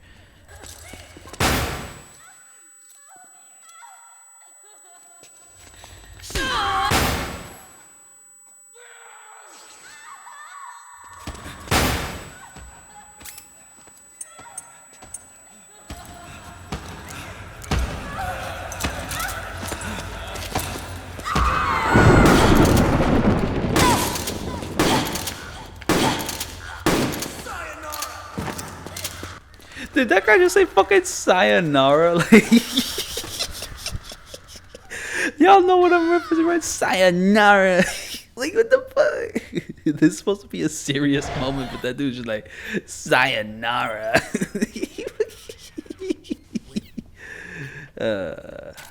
Tonal whiplash. Not a new thing for Metal Gear, though this game is worse with it. To be fair, it's just that this game's comedic chops aren't as good as the previous games. So, like, the contrast is a little lamer this time.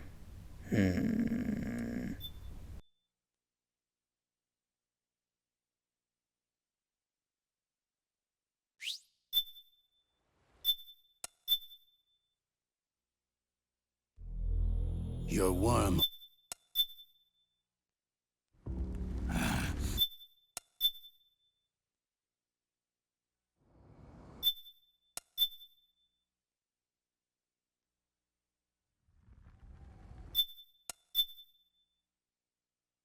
It's a really good thing that these screens show up at the end of every act, because it kind of confirms that yes, I did not kill anyone, and especially for these more stressful like action set pieces where I'm shooting explosive barrels, like I may accidentally shoot an enemy. It's like, yo, at least I know I did not do that. I'm very, very thankful for these. Like, yeah. And now here I believe we are going to have a little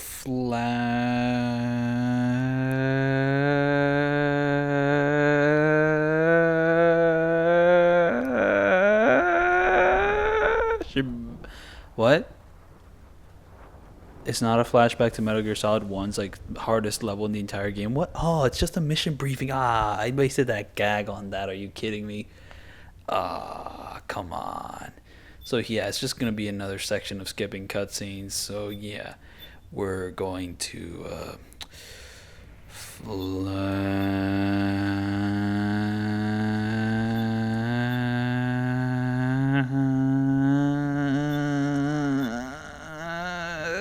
there we go. Wait. Huh? No. This ain't right. Why is it edited like that? Why is it edited like that? No. Are you kidding?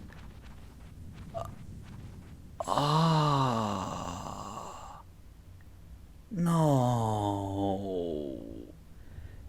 This is like a Splinter Cell level mistake. I was supposed to include the entire level, but I only included a small portion of it. Are you kidding me? It's the kind of mistakes that happen when you don't double check your footage. Like, I mean, I don't know. I'm kind of releasing the commentary version just very early on. I'm like very soon. I didn't exactly watch the entirety of my no commentary video. In fact, like my first viewing of my entire no commentary video is right now as I'm speaking, and I just noticed this. Bro, why? To be fair, that section is not from Metal Gear Solid 4, but like I no damage that section though. The repeat of Metal Gear Solid 1 though. To be fair, if you want to see that section in its entirety, go watch my Metal Gear Solid 1 no damage video, my Metal Gear Solid 1 integral no damage video. Go watch that. Give me more views. Yes. So yeah, here just kind of stick to the left, and yeah, you should be fine. The enemy shouldn't see you, and you should be coming up to pretty much the moment where they play the best song in like maybe all of Metal Gear. The best is yet to come. What a beautiful track. Though I will say, a weird thing about this game is that like, alright, I wrote it down, let me talk about it. So like, okay, so this game does a great job recreating Shadow of Moses, but like kind of like a raw nostalgia where it's like, you know, you're seeing this place like come back to life in like next gen HD, but it's like decrepit, it's old, it's decaying, just like old Snake, just like Metal Gear, just like the Metal Gear Solid license. Just like, it's a really great and poignant moment. It's like, you know, real nostalgia. Like, damn, you know, it's like you're finally seeing like some old favorite locations that come back, but they've aged for the worse, and it's a really poignant moment. It's definitely a huge highlight of Metal Gear Solid like 4, and also like playing these iconic tracks and a lot of like old voice recordings, like playing like the old like dialogue, playing like the old conversations from the like the, you know, the game is a really great way to just kind of hone everything, like just kind of hone everything home. I'm saying the phrase wrong. I messed it up. Whatever. I'm gonna move on to the point I was gonna say. So. Wait, hold on. Man, my notes are complicated. So, my notes are complicated. Okay, so like in Act 4, Oh, but by the way, I'm exploring this room to pick up some stun grenades because I do not have that many stun grenades, and I'm gonna need a lot of stun grenades for the next boss fight, so I'm just picking them up right now. And also, when I'm entering this area, I'm gonna wait for like the robots on the left side to move away, and then I'm gonna crawl my way into here because I don't know. I'm gonna wait for these dudes to roll away because I'm pretty sure you're safe from their vision, like as long as they're rolling away. But if they're standing still with their little like lines of sight there like that, then do not walk or run because they'll probably see you. Just wait for them to kind of roll away, and then you can kind of stand up like that, but only for a brief moment, because you know, gotta be very careful with these guys. That's the thing, like there's too many like robots around this area for it to like really be as fun as like Metal Gear Solid 1's like guard patterns. So it's just, and also it's kind of weird predicting like their line of sight and also the line of sight of other enemies besides like that little laser thing. Like it's not enough, but you know, it's a decent like pace breaker, and it does kind of get back to like Metal Gear Solid 1 stealth, but not completely. But yeah, so anyways, I don't know, so in Act 4, when referencing like Metal Gear Solid, the original game, they use gameplay and cutscenes from like the PS1 game, the original, but the audio from important conversations is from the Twin Snakes. Thing is, the voice acting was better. The voice acting was better in the original game, so that's a shame, but it's also like a weird contrast. It's like Kojima's trying to trick you into thinking that they are only referencing the first game, because they really mostly are, except for the Twin Snake voices. Like Otacon tells you to switch to disc 2 at the point you would have in the original, not the point which the Twin Snakes had you doing it. So it's like, yo, who are you trying to please? To be fair, the only thing from the Twin Snakes are like these voice recordings, and to be fair, the original ones are better, but it's only the voice recordings. Everything else is Metal Gear Solid 1 PS1 nostalgia, so it's like, shame. I mean, yeah, the original recordings aren't like the highest quality, but the echo effect they add over these recordings anyways already could hide the bad quality of the original recording, so it doesn't matter. Just include the original recordings. So yeah, I don't know, I hope the previous area was self-explanatory enough. I mean, like, kind of go past those robots, and then once you get to the point which used to have lasers, now you have robots which kind of act the same way as the lasers did in like the original game. Very nice. So just kind of go by the lasers when like there's an opening, and then when you get to the snowfield with the Gekko, just kind of stick to the left side, and it should mostly work. Anyways, here you have to run all the way to that button, and you know, and the button needs to make like the button doesn't work like noise in order to make the elevator work. Because if you don't do that, it's gonna be like, oh, the elevator doesn't have any power. But you have to walk all the way to that area, to that door, to that control panel, in order for this game to activate the power of the elevator. It's weird, but like, okay, whatever. And now we're at the elevator. Oh, also I should mention that like I reached Crying Wolf and I didn't have enough stun grenades, so I actually had to repeat the entire beginning of Act 4 simply because I did not have enough stun grenades. So I literally like repeated the entire like beginning section of Act 4 just to pick up more stun grenades along the way this time for the Crying Wolf boss fight. So yeah, here there's no real danger yet, so just kind of, you know, you're walking around having a nice pace around. Oh yeah, so this game's frame rate is kind of weird. I mean, like, its resolution's weird, but so is its frame rate. I don't know, I barely remember this, but I believe that this game's frame rate jumps to 45 when you're climbing ladders. It's like, it's optimized so, like, strangely, which probably explains why it hasn't been ported to any, like, future consoles, though to be fair, no Metal Gear game has been ported to future consoles. There is no Metal Gear Solid 2 or 3 on, like, PS4 or PS5, though there is Metal Gear Solid 1 and 2 on PC, which that's only because they were like the super old shitty ports from way back in the day, which you can mod to be better, but still, like, Oh yeah, you should probably mention the code you have to enter at this point. It has to be 14893. Like, it's the wrong code story-wise, but gameplay-wise, it gives you a shit ton more Drebin points, which allows you to buy this super expensive rifle, which you're gonna need to no damage a certain section later on, and also to no damage this section, and also to not get alerted in this section. It's pretty much the super powerful, like, anti-material rifle. It's a godsend, and you're gonna need it for pretty much, like, these next upcoming sections in Part 4. So yeah, enter the code 14893 and you'll get a ton more Drebin points to pretty much afford that weapon. If you hear the monkey going, like, you will have done it right. That's like your confirmation cue. So yeah, once you reach this point, just kind of hide behind this wall, wait for this like Gekko here to kind of turn around. and that's your cue to kind of get past them. You do not need to kill this Gekko. You can reach the elevator and exit, and you'll be just fine. And even if you kill this Gekko, you're still gonna have to face like another Gekko later on, regardless if you kill it or not. So it doesn't really matter. You can just avoid it, and it's not too hard to avoid it. Just kind of be on the lookout, be rushy, and also pick up the little thing there. Pick up that like rocket launcher thing. Though to be fair, I never end up using it because I don't know. I already like used like my rocket launcher for like the best part of the game to use it. And that part is long past, so whatever. So yeah, here, we're gonna do that, and we're just moving on here.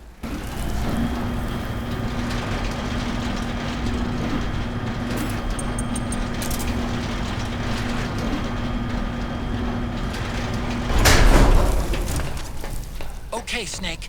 Take the stairs down and go to the north door. I'll open it for you with the Mark III. So yeah, here I'm going to camouflage myself before entering this next section. Though to be fair, it's not really that necessary as long as you have this rifle. But if you don't have this rifle, I pity you. I don't know what other way. I don't know of any other way to get past this section, with no damage and also without getting alerted.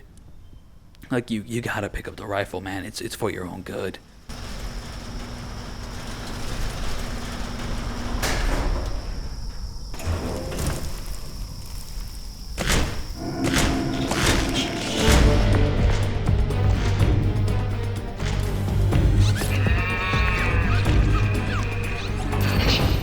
So yeah, here just gonna crouch and then just shoot at this a whole bunch until it dies, and it will die, and then that's it. This entire section is over, and now we will move on to the boss fight of this area. Okay, Snake, it's open now.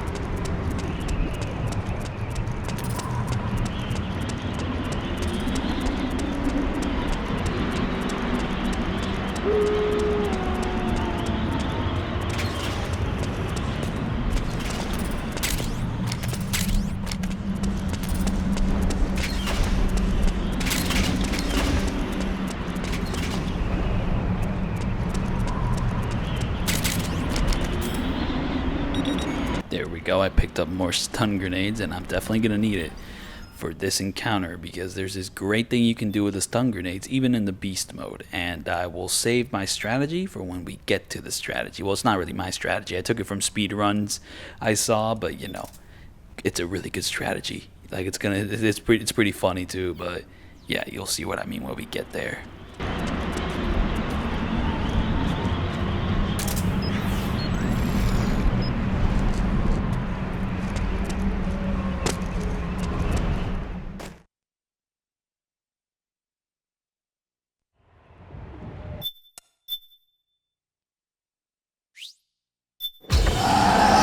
Okay, so this boss fight has some random elements, and the randomness screwed me over in the end. Though to be fair, in retrospect, there was probably an easier way to handle this if like Crying Wolf spawns in a really unlucky location at the beginning of the fight. But right now, she's on my right side, and she's kind of in a place where it's gonna be hard to get her.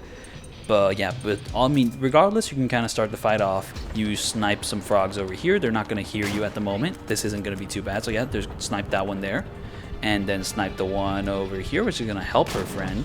And if you shoot her in the body, shoot her twice to make sure she doesn't get up again. And there's going to be a third one which jumps down there. Snipe that one right there. And then after that, I forget if I go to the left or right. I'm pretty sure I'm going to go to the right. And then after this, you're just going to activate night vision and just take out any frogs you see along the way.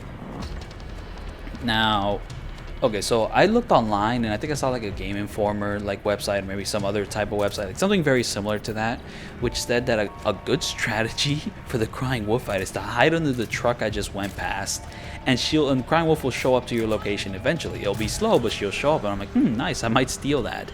But then the article was like, oh, you'll take damage because she'll throw grenades under the truck, and I was like, bro, are you kidding me? Come on. But then I realized I could have modified that strategy where I don't shoot her, I instead use the stun grenades, and it would have worked. But I did not take that strategy, and to be fair, that strategy may have been just as slow as what I end up doing in this video anyways, because it does kind of take her that long to reach the location with the truck. So yeah, here I'm going on the right side, and I'm not really using night vision goggles because I kind of know where I am. There's not really any enemies at this moment, but up ahead the crying wolf's gonna be there. Thing is, like, every crying wolf fight is personalized, so like she might either be on the left, which would have been the ideal situation because you can kind of just run up on her and then boom, the fight's done in like 2 to 3 minutes, while here this is gonna take 9 minutes. I have a very dragged out fight, but it's no damage and it's epic, so I'm gonna stick with it. But yeah, so she's over there in the middle. It's a very inconvenient spot. No, she's not. She's actually not there. She's usually there in all my previous attempts, but Crying Wolf does something very, very sneaky on me. She's actually behind me. You can hear it right now. Look at her, dude. Oh my goodness. I should probably mention this is probably my favorite boss fight in the game. It's like, goodness, like, okay, so Laughing Octopus had a cool gimmick, but this one is like, yo, let's take like the end fight, but also like the Sniper Wolf fight and make it just awesome. Like, to be fair, it's pretty much the end fight, except now she has enemies guarding her and she's a little harder to take down because she's not an old man. She's a robot, dude. Okay, whenever she does that, it's not that she like caught you, it's just more that she's kind of scared, but she's also going to throw grenades everywhere, so get away from your location, because every time she throws grenades when she's kind of scared, they're going to hit you, because she somehow has the knowledge of like to throw the grenade in the exact place you're hiding, so you have to kind of, you know, scurry on out of there, because she knows where to throw the grenades, but she doesn't exactly know where you are, because if she knew where you were, she would kind of like just bum rush you, pretty much slam you, you know, kind of how a dog approaches you when you get back home, but it's trying to kill you instead of like, you know, be your friend and all that. Or it might just be that she got overwhelmed and she's trying to escape the situation strategically, because, you know, she doesn't exactly have the advantage. I have the advantage, but she doesn't know she has the advantage or not. You know, weird things like that. So now I'm just gonna slowly like crouch walk my way across this entire map, trying to find Crying Wolf and just failing miserably until I accidentally do, and it still works out in the end. And then I realized I could have just hid under that truck for the entire time, waited for her to show up, and then I could have done my strategy. I'm not gonna spoil what my strategy is, but if you've seen like Metal Gear Solid 4 speedruns, you probably already know what I'm gonna do after like 7 or 8 minutes have passed, or 6, because I don't know, I feel like 3 minutes have passed so far since I've been talking, but I don't really have much to say right now. It's just kind of like, pretty much, you know, have your night vision, because, you know, and also be careful of enemies, you know, always stay camouflaged, and, you know, whenever you come across one of these frogs, take them out with a tranquilizer, boom. So it's just gonna be a lot of this for a very, very, very long time. This is like the coolest fight. It's pretty much like Sniper Wolf, but like now they can go all out with their ideas, you know, like an actual open field, like an actual, like, you know, really tense sniper battle. And now it's like the end fight, but now you have like actual guards like patrolling the area, you know, like it's a very, very tense, very cool, like I'd say very well designed fight, and I like it quite a bit. And it's also very, very reliant on stealth. I'm very glad to see this game going back to a stealth focus, because I really like this camo-based stealth. And Snake Eater and like 4 are really the only ones which have this camo-based stealth, because the future games kind of abandoned it. Like Peace Walker, you can kind of choose camo, but it really doesn't matter, because it's mostly about crouch walking and avoiding line of sight. Camo does not matter for Jack and Peace Walker. And as for the Phantom Pain, it matters, but the differences are so negligible that you can just really put on the sneaking suit for every mission and you're good, man. So it just doesn't matter. Like, if you can't switch it up on the fly, it doesn't really have any tactical value. You're gonna choose one and that's it. I mean, to be fair, in the Phantom Pain, you can switch it like kind of on the fly by ordering a different set of clothes from a cardboard box and then having to wait 2 to 3 minutes for it to pop up. But you can't do that in like you can't do that while sneaking into a base, dude. That alerts everyone.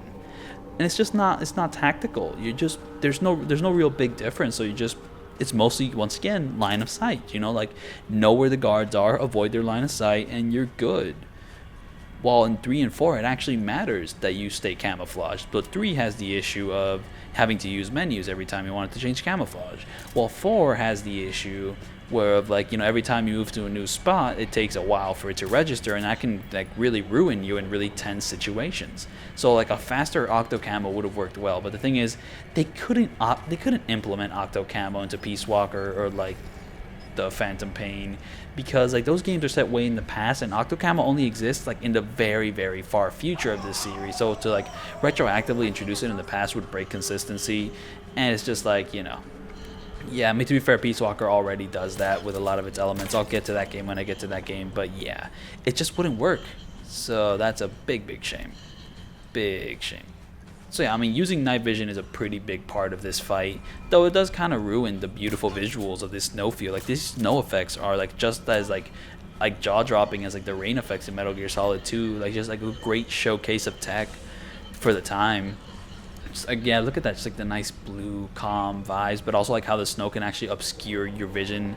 It's a really atmospheric location. Just such a great choice. Such a great choice. Love it a lot. But yeah, like 3 and 4 are like the only ones which have camo-based stuff, and 4 doesn't really use it that well. Like, I mean, 3 is such a well-paced game. The way it builds its stealth challenges throughout its entire runtime, while 4, like, you know, it has stealth in the first 2 chapters, but then like everything afterwards just kind of takes a back seat with only like minor moments of brilliance, like this Crying Wolf fight right here. So it's like, ah. But yeah, this is the best boss fight in the game. The other ones are more like shooty, arcadey stuff. No, not arcadey, like third-person shootery stuff, and it just gets kind of lame. So yeah, I've pretty much done like a full circle around the area, and I've not found Crying Wolf, though. Believe me, this is no damage. Trust me. Like, I mean, it's gonna take a while for you to see it, but it is no damage. Believe me. Alright, so here, sometimes like the white outlines you see, like the white things you see, might just be a door or just ammo way off in the distance. It may not be the person. Here I found Crying Wolf. I have located her, and now I'm going to try to slowly sneak up on her. See, that's the thing, you know, I'm just trying to sneak around, and suddenly, boom, I found her. Like, okay, cool. It's such a cool, like, just like cool back and forth. And just, you know, you have to sneak, because if you don't sneak, she'll bum rush you. And the thing is, there's this cinematic thing which happens when she like bum rushes you. You'll get knocked down to the ground, and then you'll have like a chance to counterattack. But the thing is, every time you get knocked down to the ground, you take damage. So yeah.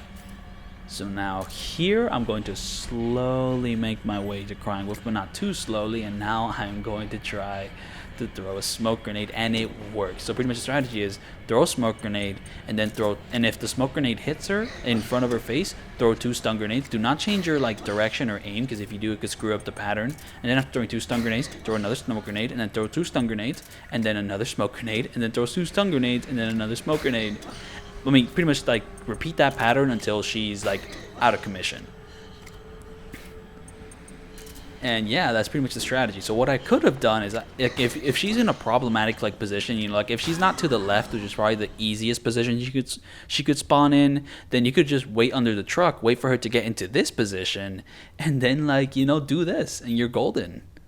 But I did not do that. I instead just crawled around the arena for the entire time, which kind of gives a false sense of like, it's not false. You could very well be in danger at any point during that fight, which is a very cool aspect. And the thing is, the fight is also very open. Like, you could crawl. You know, something which I don't do in this fight, but would be cool to do, is you can climb these towers. Like, you can go up these towers and sniper from up there. Like, it's so open. It's so varied.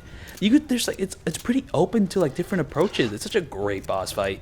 Honestly, like, I mean, in a game which is mostly filled with rather mid boss fights, this is honestly like one of the best boss fights in the entire series. And to be fair, this chapter has some of the best boss fights in the entire series. So, you know, really cool, really cool. Definitely a highlight of the entire game. I mean, this entire chapter is a big highlight of the entire game as well, just for its atmosphere, its tone, like its sense of like, you know, like old, like yearning and nostalgia.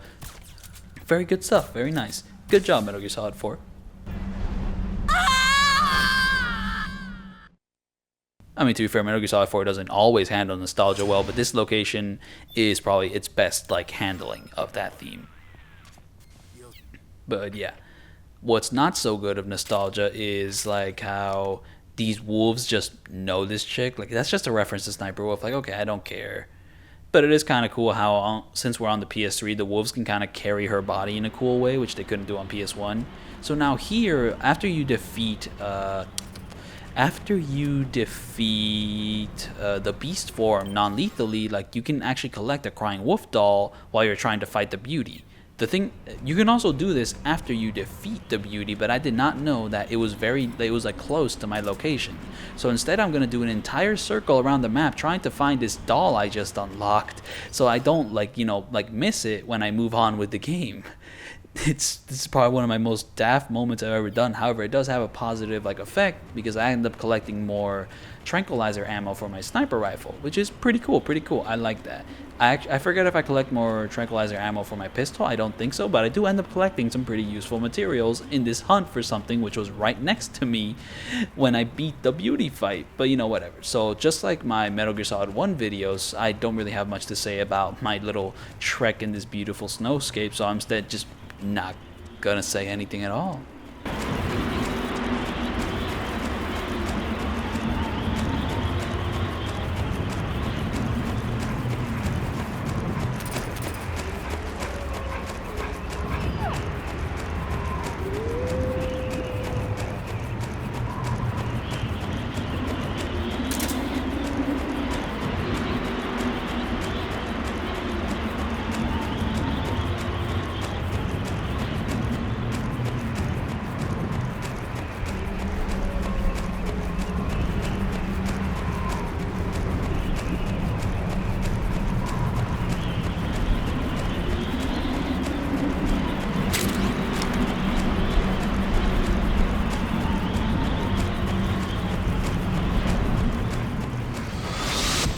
Snake!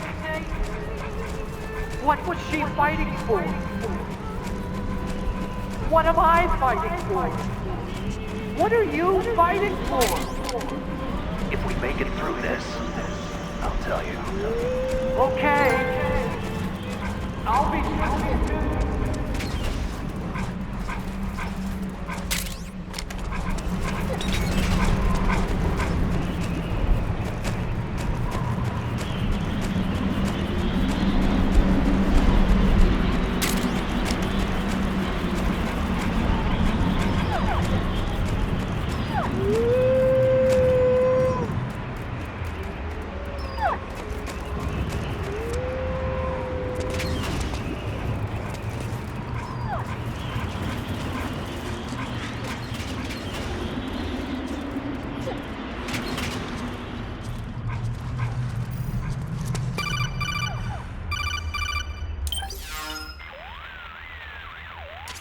Hold it, Snake.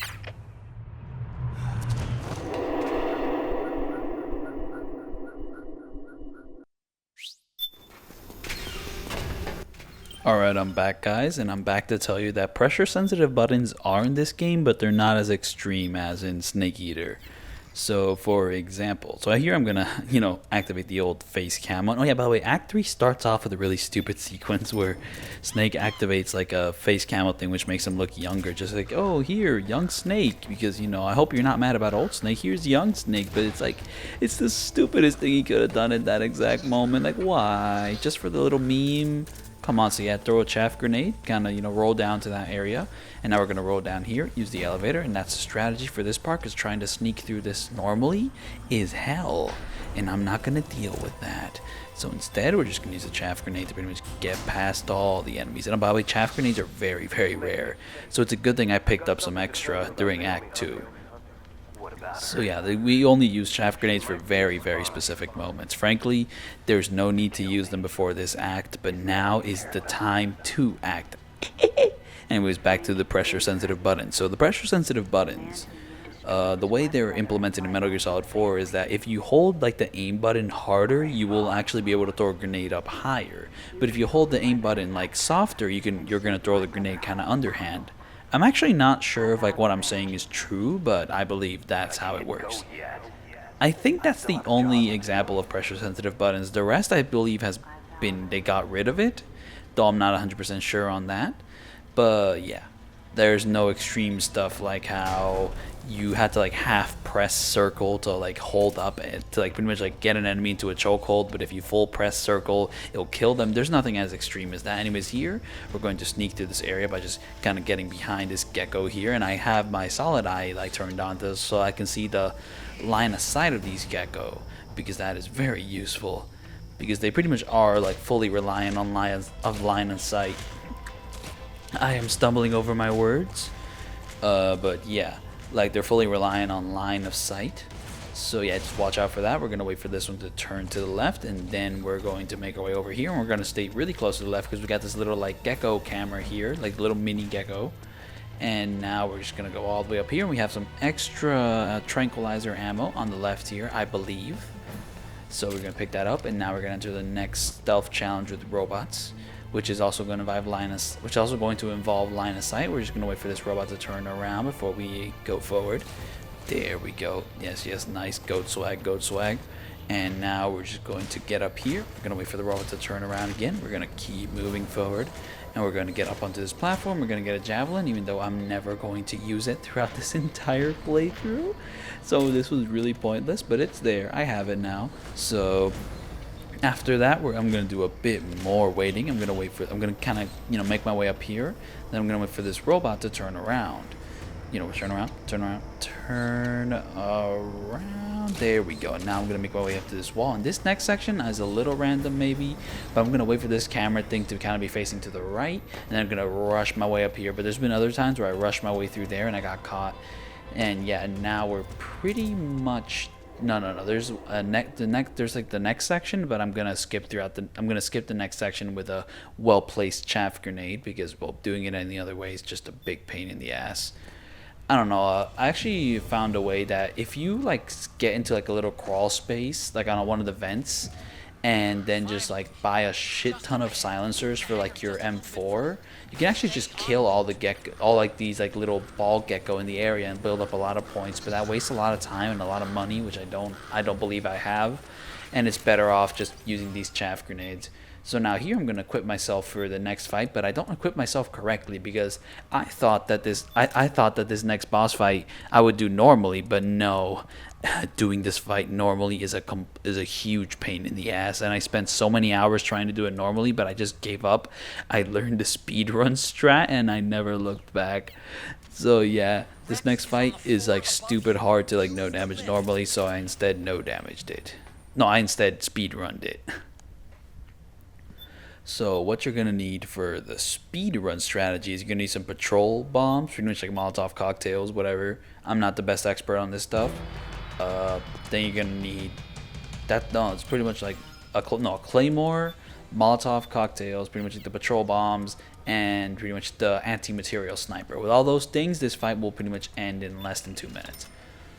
To be fair, this fight will end in less than 2 minutes if you're like successfully like shooting him normally, but is that he starts throwing out some weird attacks. He gets some weird attack patterns. He starts throwing knives in weird ways. It's very hard to deal with. So anyways, here, go to kind of like the peak here, kind of like where like the metal bends. Put a claymore there, and then get ready with the patrol bomb. Don't get too far away because you don't want Vamp to dodge away. Stand still. Wait for him to get blown up, and now start throwing it. So you want to like be positioned in a way where the metal is going to block his knife throws. So throw 3 like petro bombs, and then pull out the sniper to get a couple more shots in here. And if you're successful, you can kind of kill him here, but I'm not that successful, but I do deal a ton of damage. Enough where he's pretty much a non-threat now, and I can just kind of take him out very easily, but I still have to be careful because he can do that. I kind of baited out that attack right there, little spinning thing. Shoot him a couple times. And yeah, the thing is when he's really low on health, like by his like halfway point, he'll just jump straight to your location, even if like the distance isn't that much. And then once you kill him once, you have to grab him and do the injection on him. Oh, by the way, killing him with lethal means does not count as a kill because he dies in a cutscene later on. And to be fair, it's more like Raiden killed him, so it doesn't count on your part. So you can do this strategy and still get a big boss like Emblem Run. Now here, this part, I'm very surprised I can no damage it, but you can no damage it. You pretty much just need the anti-material rifle here because the ray gun's kind of unreliable. So I don't know, my strategy is just like pretty much stick to this cover here and then just kind of slowly peek out and shoot the Metal Gears as they come along. Like watch this side and also watch when they jump into your area to blow up, and you should be somewhat good, though it's still going to be rather difficult.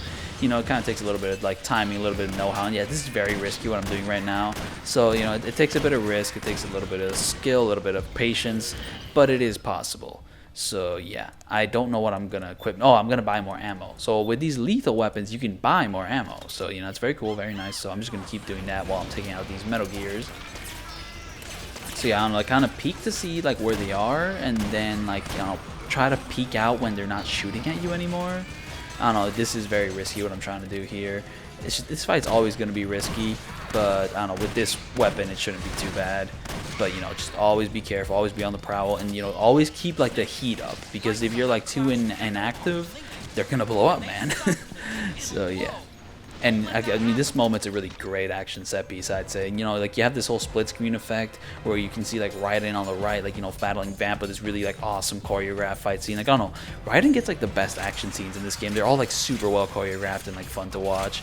But yeah, and like, I mean, to be fair, I mean, when you're trying to defeat the Gekkos here, you're not going to be paying attention to like the amazing choreography on the right, but like, that kind of adds to the tension, because it's like, yo, who's winning, who's losing? Like, yo, it's a great moment. It's a great moment. I like it a lot, even though Vamp sucks in this game. Like, yo, why did they try to make you feel sorry for Vamp? Like, dude, this is Vamp, and this game doesn't really like doesn't really show anything which makes him any more redeemable of a character. He's still an irredeemable piece of shit in 4. Like, dude, why is this game here trying to make me feel bad for Vamp? He's a remorseless killer with a crotch knife. He's an absolute cunt. And also, I will say, Naomi's death scene was so poorly handled. I mean, to be fair, like, I mean, when I say Naomi's death scene, I kind of include Vamp and Naomi. Like, they're both so poorly handled. It's like, oh, feel sorry for Vamp. He suffers so much from the nanomachines. Oh, yes. Like, dude, like, shut up. Like, really? This is like you had to send off Vamp like this? Like, it sucks, man. And also, the explanation that all his supernatural powers come from nanomachines is very, very stupid as well. Like, the dude was a vampire. Just let him be a vampire. Why it's gotta be nanomachines? I hate this game, dog, for real, for real. But yeah, but Naomi's death scene was also really poorly handled, because it's also like the emotional hook of it also hinges on like Otacon's relationship with her, and like Otacon's relationship with her was really weak and poorly handled as well. So it's kind of like a double whammy of shit. And also, to be fair, did Naomi really need to die? I mean, I forget the specifics of her death, but she had a cure to cancer. Like, bro, you're just gonna leave after that? Like, what's wrong with you? Like, come on. Like, come on, man. Like, I mean, yeah, her voice acting here is better than her voice acting in, like, the Twin Snakes, but her character sucks here. So it's not much of a upgrade overall. Yeah. So yeah, pretty much just keep shooting the frogs. Be very careful that they don't blow up there. Like, I mean, they'll start self-destructing there. You don't want that. And yeah, just kind of keep doing that for the rest of this fight. I don't really have much more to say, but yeah, we're here. We're chilling.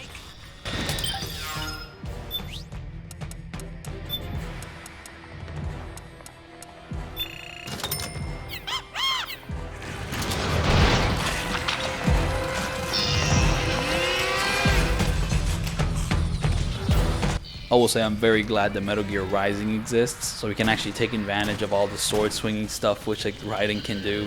Though I will say the concept of like Kojima's original Rising game is, I'd say, is a bit more interesting than what we ended up getting. Though what we ended up getting was still quite fantastic.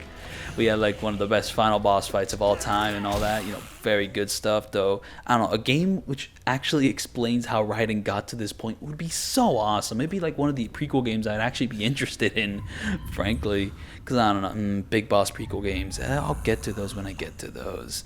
Those are an issue all their own.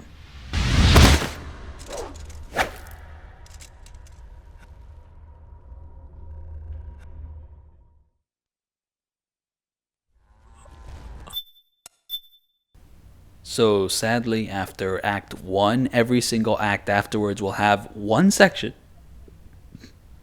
in particular where I have to take damage.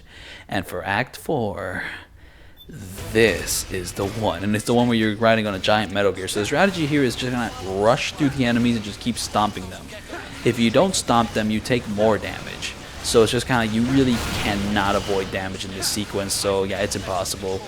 But to be fair, the sequence is very easy, though if you're trying to no damage it, it becomes impossible and you might as well just turn the game off at this point. So yeah, it's just me slamming through with a giant Metal Gear Rex. Though I will say, if you're going to conclude your series, you might as well let me pilot the giant robot, which this series is kind of named after. Very awesome, like little climax, and it gets even better with the boss fight coming up. Oh yeah, I will say, so I mentioned Dante Double 12 before. He helped me defeat the boss fight that's about to come. So yeah, it was thanks to his no damage that I was like, I got a little bit more confidence to defeat, like, to do my version of the no damage. To be fair, I don't really think I copied his strategies because I went for a much more aggressive approach. But like, you know, seeing that he did it, dog, it was like, yo, dog, I got this, dog. I got this. Let's go. Let's go. So yeah, this is pretty much just mashing the X button over and over, just forward, to pretty much smash through all the tiny little Gekko. And yeah, it's a great payoff that like these Gekko are so intimidating when you're fighting them, you know, like as old Snake, you know, tiny old Snake. But here, we're the big Metal Gear Rex, bro. They ain't nothing. But we stomping them. We stomping them. Yes.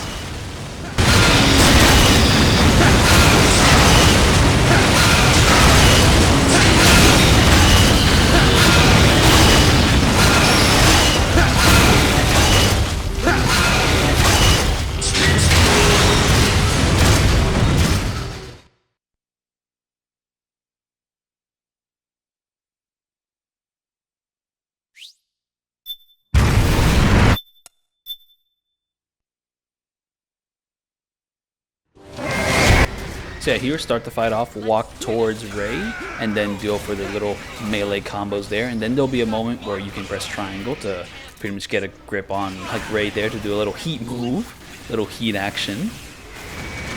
And then from there, kind of keep your distance, kind of prepare the missiles, because it'd be cool to fire some missiles at it. But don't do what I did right there. And then once you fire the missiles, get the laser ready to kind of start charging up. Boom, very nice. And then after that, Gatling gun. You know, keep the heat on Ray, because if you don't, then Ray will start shooting missiles of its own. Keep approaching Ray, though sometimes there's attacks which Ray can do. Like, you can shoot a water cutter, and that can be very dangerous. But if you kind of keep the heat in the same way I'm keeping the heat on Ray, then it'll usually adopt for more easy patterns, like rushing at you, or you'll, like, destroy it before it can do any attack of its own. So yeah, just doing some more heat moves, heat actions on Ray. This is just like Yakuza, though I will say, introducing the player to an entirely new combat system is definitely an ambitious thing to do in like the almost the finale of your game, though for these giant robots it fits. And this is probably the best version of the giant robot fight Kojima has ever made. Like, absolutely love this to be. Oh, what? Look at that laser. It dealt so much damage. What was the cause of that? I mean, it's awesome that it does so much damage. I pretty much like did this in like nearly like a minute 40. Like, I mean, oh my god, it's such an amazing like result for the fight, but like, how? What is the explanation for that laser dealing so much damage at that exact time? It was just perfect. Perfect timing. The fight's pretty much over now. I mean, like, a Metal Gear right here is going to rush me, and then boom, bam, boom, pow. So yeah, the way you do melee attacks is with R1. The way you aim your weapons is with L1. If you're like aiming with L1 and like the Ray starts charging at you for like a melee takedown, just let go of L1 and just go to town with R1 and you're pretty much good. Yeah, you can, like, yeah. And that's how you do the fight. Now, things you want to avoid, you don't want to attack prematurely because Ray can counter those. Don't attack when Ray's blocking. If you attack while Ray is blocking, Ray will counterattack, and then Liquid will laugh at you like you're a big doofus. And yeah, that's my confirmation that I did not kill anyone. Very, very nice. Like that, like that.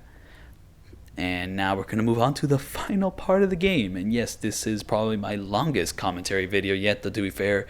I feel like I actually have quite a bit more to say. I don't know, usually I run out of steam like 20 minutes ago or like by now, but I've actually like still have quite a few topics to talk about. I mean, yeah, I have exhausted quite a lot of conversation about this game, but the thing about this game is that there is a lot to talk about. And to be fair, most of it is shitting on it, but you know, it's kind of the whole thing where it's easier to shit on the game than to talk good things about it. But, you know, there's a lot of shit to talk about with this game. Yeah.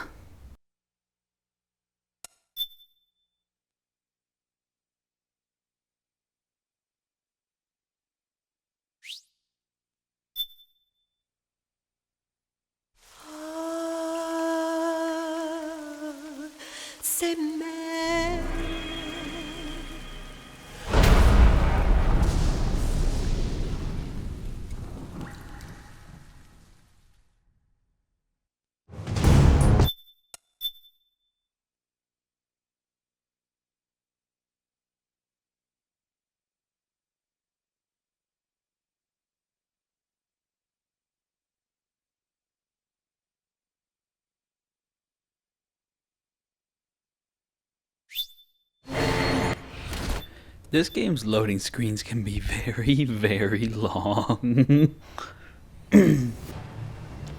So yeah, here is like the last portion of stealth of the game. It is very brief. In fact, it is very disappointingly brief because it's also one of the only really challenging sections of stealth game. Okay, I say challenging like I haven't been struggling with like the past 4 acts of this entire game.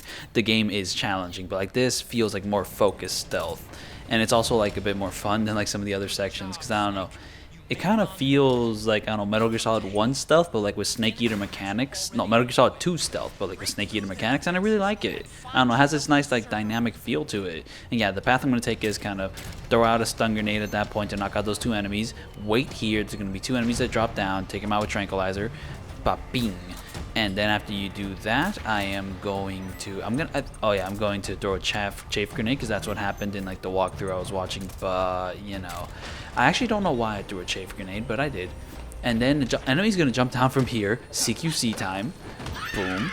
And then I'm gonna crouch down because there's gonna be 2 enemies going over there. You could throw a smoke grenade to disorient them, but it's a little complicated to do that. So instead, I'm just gonna take them out with the tranquilizer.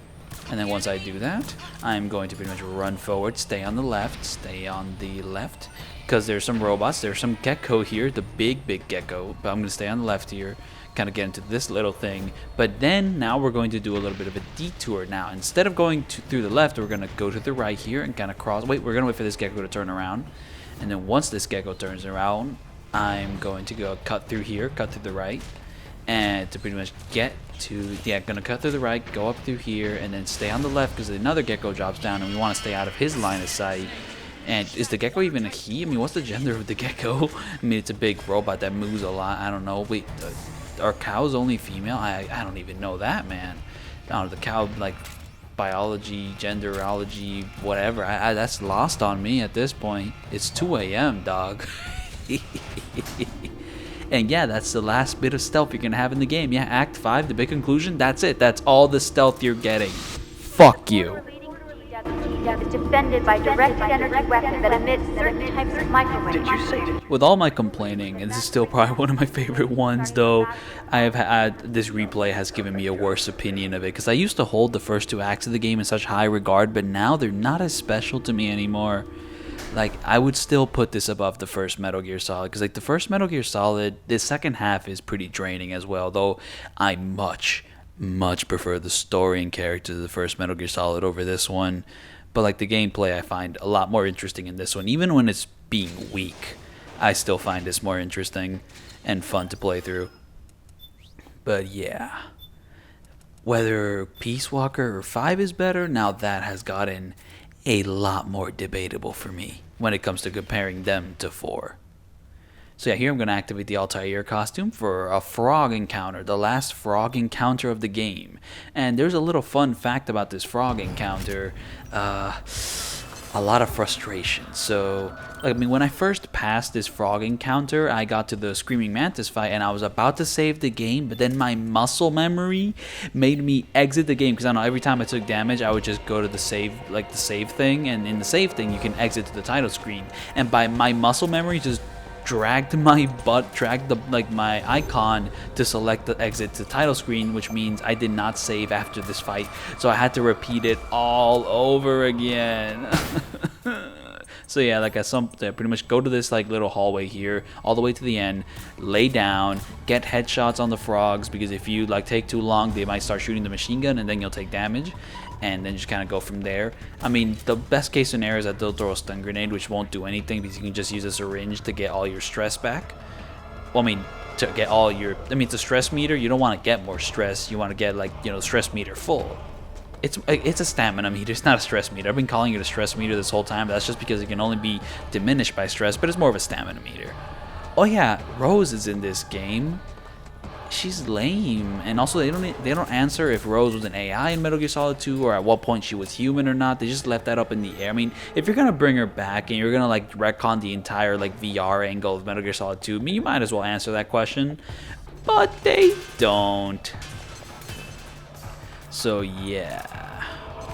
Also, this game, I mean, I mentioned the sexualization of the Beauty and the Beast core, but it does other perverted things as well. Like with Rose, like you can like contact her by codec, and the codec conversation in this game, like you can actually see the full model. And I believe if you shake the PS3 controller, like her boobs will shake as well, or they'll shake over time, which is fucking ridiculous. Anyways, the fight here is to pretty much lay in the corner until they start shooting at you from above. Once they start shooting at you from above, that's when you have to get the non-lethal sniper rifle out and kind of slowly peek around the corner and start just getting headshots from here. It's not too hard to do, but it can be a bit stressful to, you know, you don't want to like be open to like gunfire. But then once you take care of those guys upstairs, now we're back to just laying in a corner with the tranquilizer pistol, just taking shots from here. I mean, this fight, I mean, I was actually surprised that you can no damage it, but you can no damage it, and it's not too hard, though. Yeah, it's just not too hard, thankfully. But I still don't appreciate the fact that I screwed up saving and instead quit the game. So that was very sad. My muscle memory be damned. So yeah, just kind of, if you see like these icons on your sonar, then there's still frogs. But once those like icons go away, then there's no more frogs, and then you can run up and collect the weapons. But I was not fast enough in doing this. So instead, I get none of those weapons, I get none of the Drebin points, I do not feel the war economy, and also my hiccups returned. Oh my goodness, reincorporation. I'm so smart, dog. I'm so smart, bro. I'll be reincorporating past motifs, past audio motifs. Bro, I'm a musician. It be like that. This is the magic that comes out at 2 a.m. like 2:12 a.m. Yeah, definitely focus on those headshots, because if you fail to get the headshots, you might get shot. There's a possibility. Because like once they get into attack mode, they're rather fast. So yeah, there's just a huge chunk of bodies there. So yeah, also taking out everyone non-lethally in this section makes the upcoming boss fight easier, because it means that when you shoot the Screaming Mantis's like Mantis doll, it just stuns all the enemies. If you kill them, it doesn't do anything to the enemies, and they'll still shoot you, which will make no damage, a lot harder. So yeah, take the syringe and now start shooting the Mantis doll. I'm gonna start off with the M4. There is a weapon which is way easier to like shoot the Mantis doll with, but I have like almost no ammo for that weapon, so I'm gonna use it for the last phase. But for these beginning phases, I'm gonna focus on the M4. And then it's like, oh, if you screw up shooting that Mantis doll, then she gets all like wavy. Like, I mean, you have to pretty much get a perfect shot on that Mantis doll the first time or the second time, because if you let her continue on from there, she gets way more complicated. Like, she'll just like summon like Meryl's body and put it in front of the Mantis doll, so you can't shoot the Mantis doll. You can only shoot Meryl's body. And then soldiers will start shooting at you, and that can be random, like trying to avoid it. There's like this one pattern Screaming Mantis can take, which can kind of screw you up. Where it's like, but yeah, if you shoot Mantis by accident, if you shoot like the Screaming Mantis by accident and not the Mantis doll, she'll like go away. So it's just weird. I don't know. One pattern she can do is when she does that one attack where she goes, Snake! I'm not very good at impersonating a Screaming Mantis either. Don't depend on that. Is that she'll do this thing where she'll like teleport like pretty much up close to you and like and slash you with the knives. Thing is, while she's doing this, like the people she's controlling is also getting up and getting ready to shoot you, and I've had multiple times where I failed this no damage attempt because I just got shot when she did that annoying ass pattern. So yeah, here I switched to the weapon that's easier to like shoot down the Mantis doll with, but I only have 5 bullets. So that's why I saved it for like this last part, and to be fair, I'm gonna run out of those bullets before this boss fight is done. Like, I mean, once you know the gimmick of this boss fight, it's not too hard, but no damage is still quite hard, because like you pretty much have to perfect everything. Because if you fail to shoot that Mantis doll too many times, like avoiding the gunfire of like the possessed soldiers is practically impossible and pretty much RNG based, and that's just no fun whatsoever. So yeah. Yeah, because once she does that, the soldiers will kind of beat up and ready to shoot you, and that's just no fun. Just like pray that. So yeah, non-lethal rounds is very useful, especially when like Mantis starts doing this shit, where she just starts putting bodies in front of the dolls. Like, that's the worst thing that can happen. So yeah, you're even gonna get the Mantis doll, and once you have the Mantis doll, this fight's pretty much over. Just equip it, like shoot the Mantis energy at her, and then just shake that like dual access. Whatever they called that PS3 thing where you shake the controller a lot, like it's like a dual sense 3, dual shock 3. I don't know, man. It was called something, but just kind of shake that baby a lot. So yeah, you can shake it to kill Screaming Mantis here, and you can shake it to make boobs shake. Wow, PS3 technology, so epic.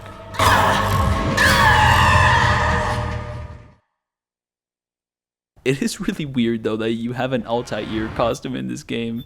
I don't know, it happened because like Assassin's Creed was a really big thing back then. I mean, it's still a thing now, but they've definitely moved away from their past identity. Well, with a yearly series like that, they had to at some point because it was getting pretty stale. I mean, to be fair, it's probably still a stale series these days, but yeah, they've gone for a way different identity these days. But yeah, I guess Assassin's Creed was a really hot topic back then. So was Metal Gear with the new game. So hey, a little crossover. Like in Assassin's Creed Brotherhood, you can actually unlock Raiden's like ninja suit, and you can wear it as Ezio. So you know, a little crossover there. Very nice, very nice. So that's the context for why we have an Altair suit in Metal Gear of all things.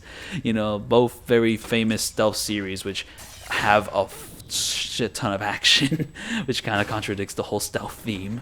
But you know, just the two series have that in common. You sound like a bird.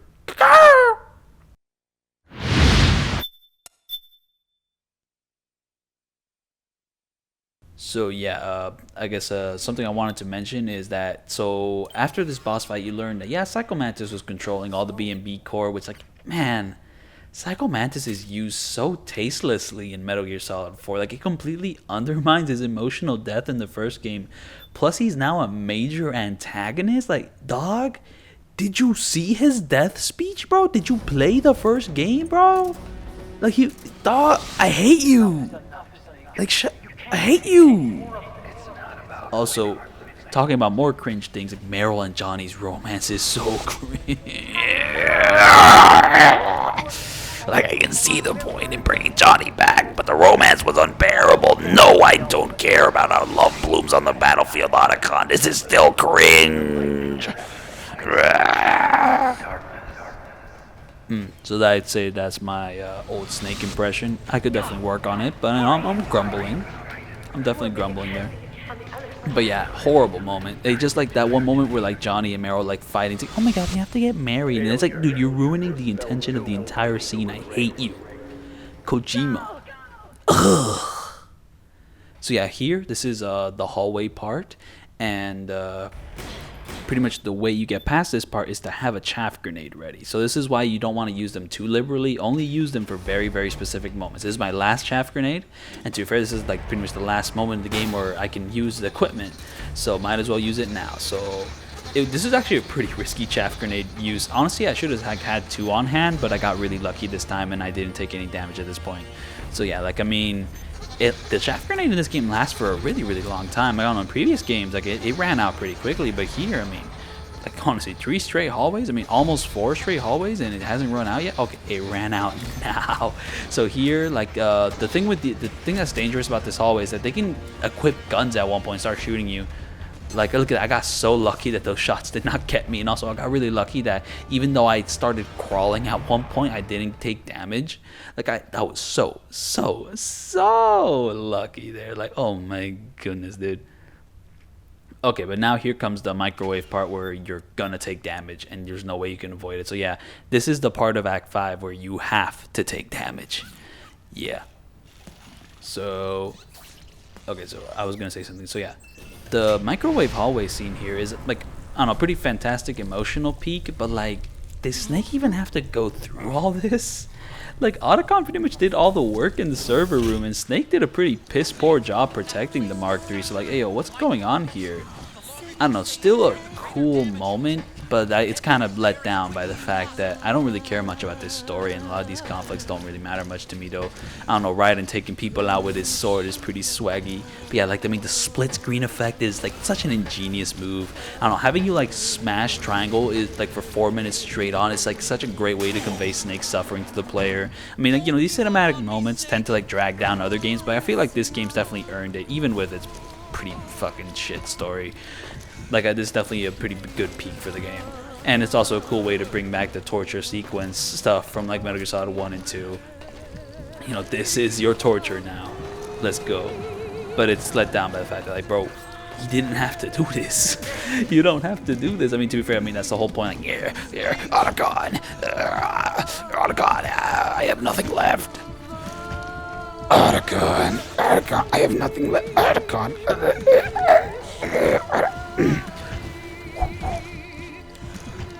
Otacon, I have nothing.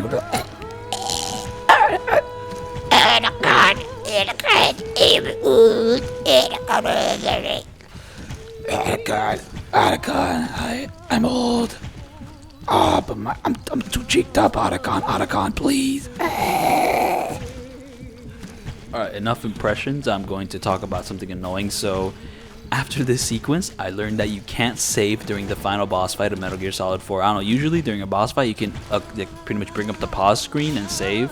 You don't have access to a pause screen during the final boss fight of Metal Gear Solid 4. You have to save, like, when the game, like, gives you a prompt to save, like, you know, before all the cutscenes start with, like, the final boss fight. That's the only time you have to save, and if you don't save there, then and if you, like, take damage during the final boss fight, then you have to repeat this entire microwave sequence, and I had to do exactly that. So it's one thing to mash the triangle button for 4 minutes straight, but then I had to repeat it. I had to do it again. And I had to do the hallway after the Screaming Mantis fight again. I had to do Screaming Mantis again. It was so... So yeah, guys, if you're trying to do this big boss run, I highly recommend accepting the save prompt which pops up after you're done with this microwave sequence, and after you skip the cutscene after the microwave sequence, there's going to be a prompt that says, can you save the game? Take it. It's your only save which you have against, like, the final boss of Metal Gear Solid 4.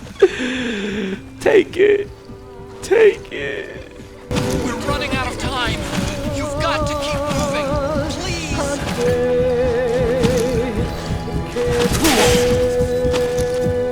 Get up, Snake!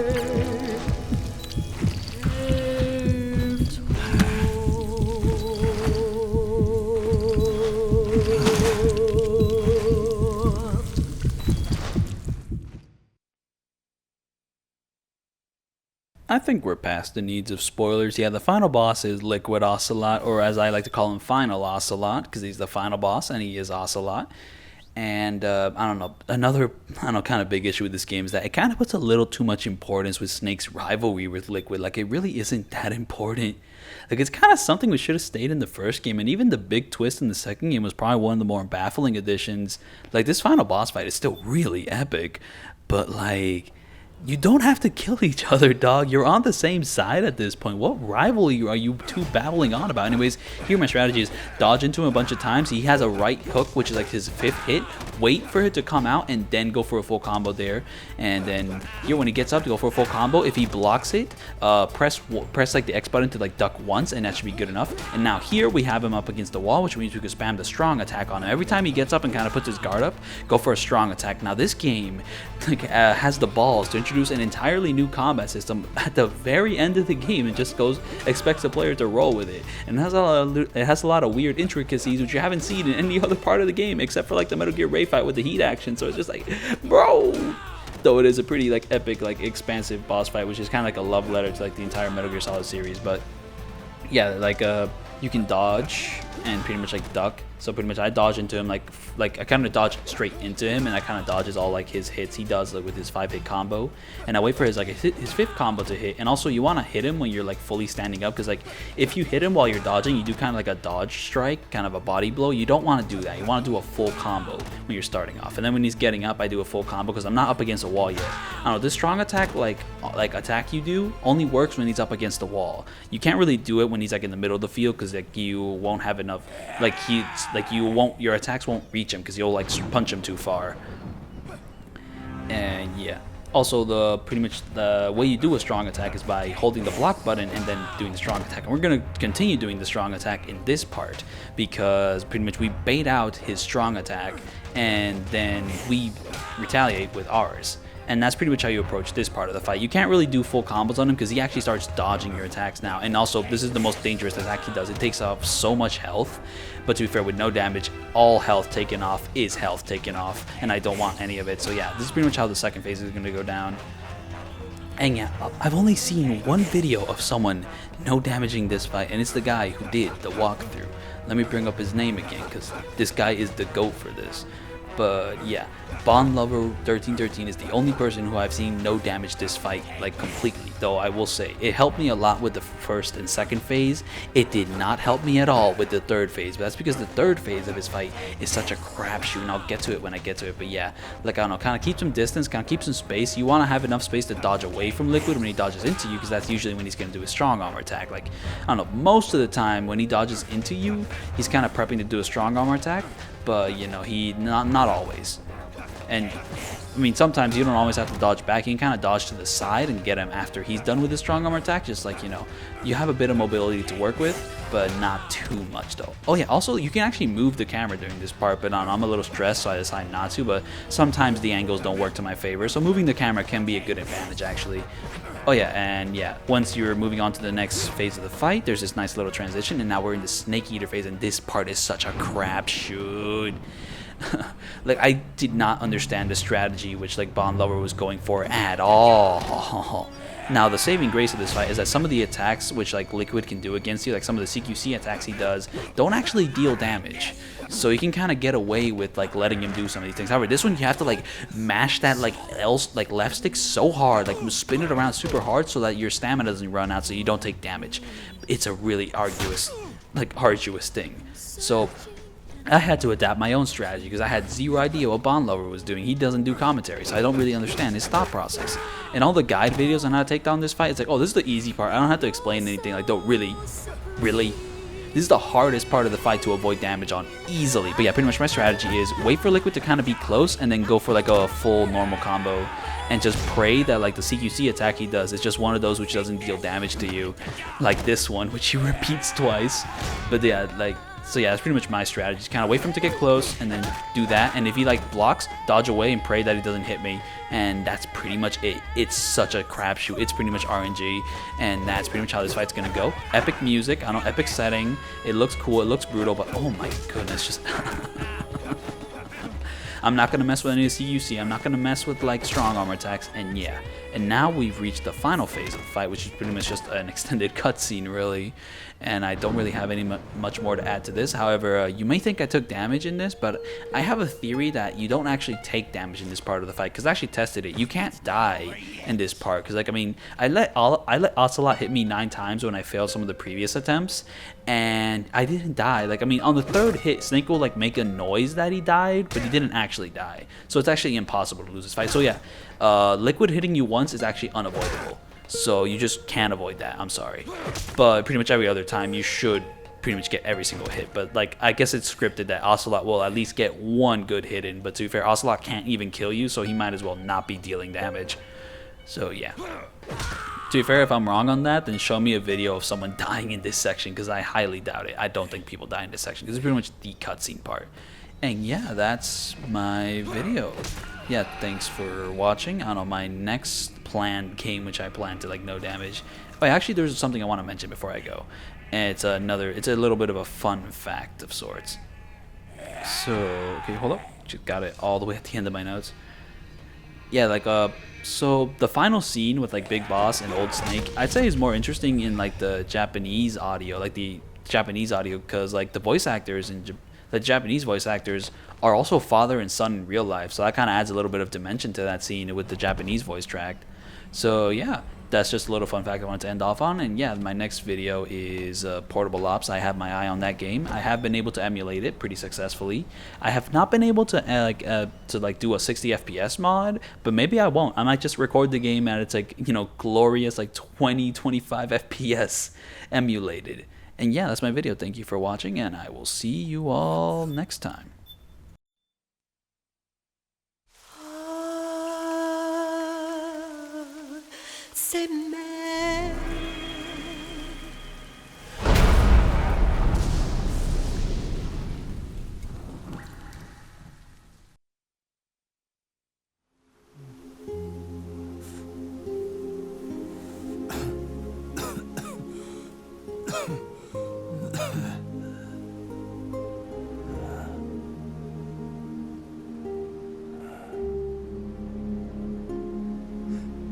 This is good,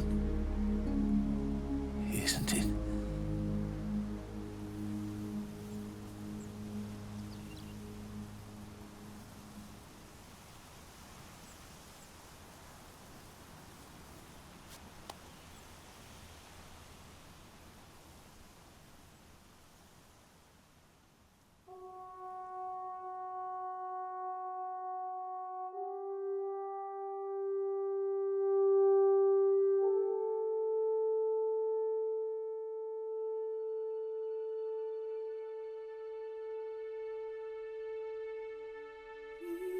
used to.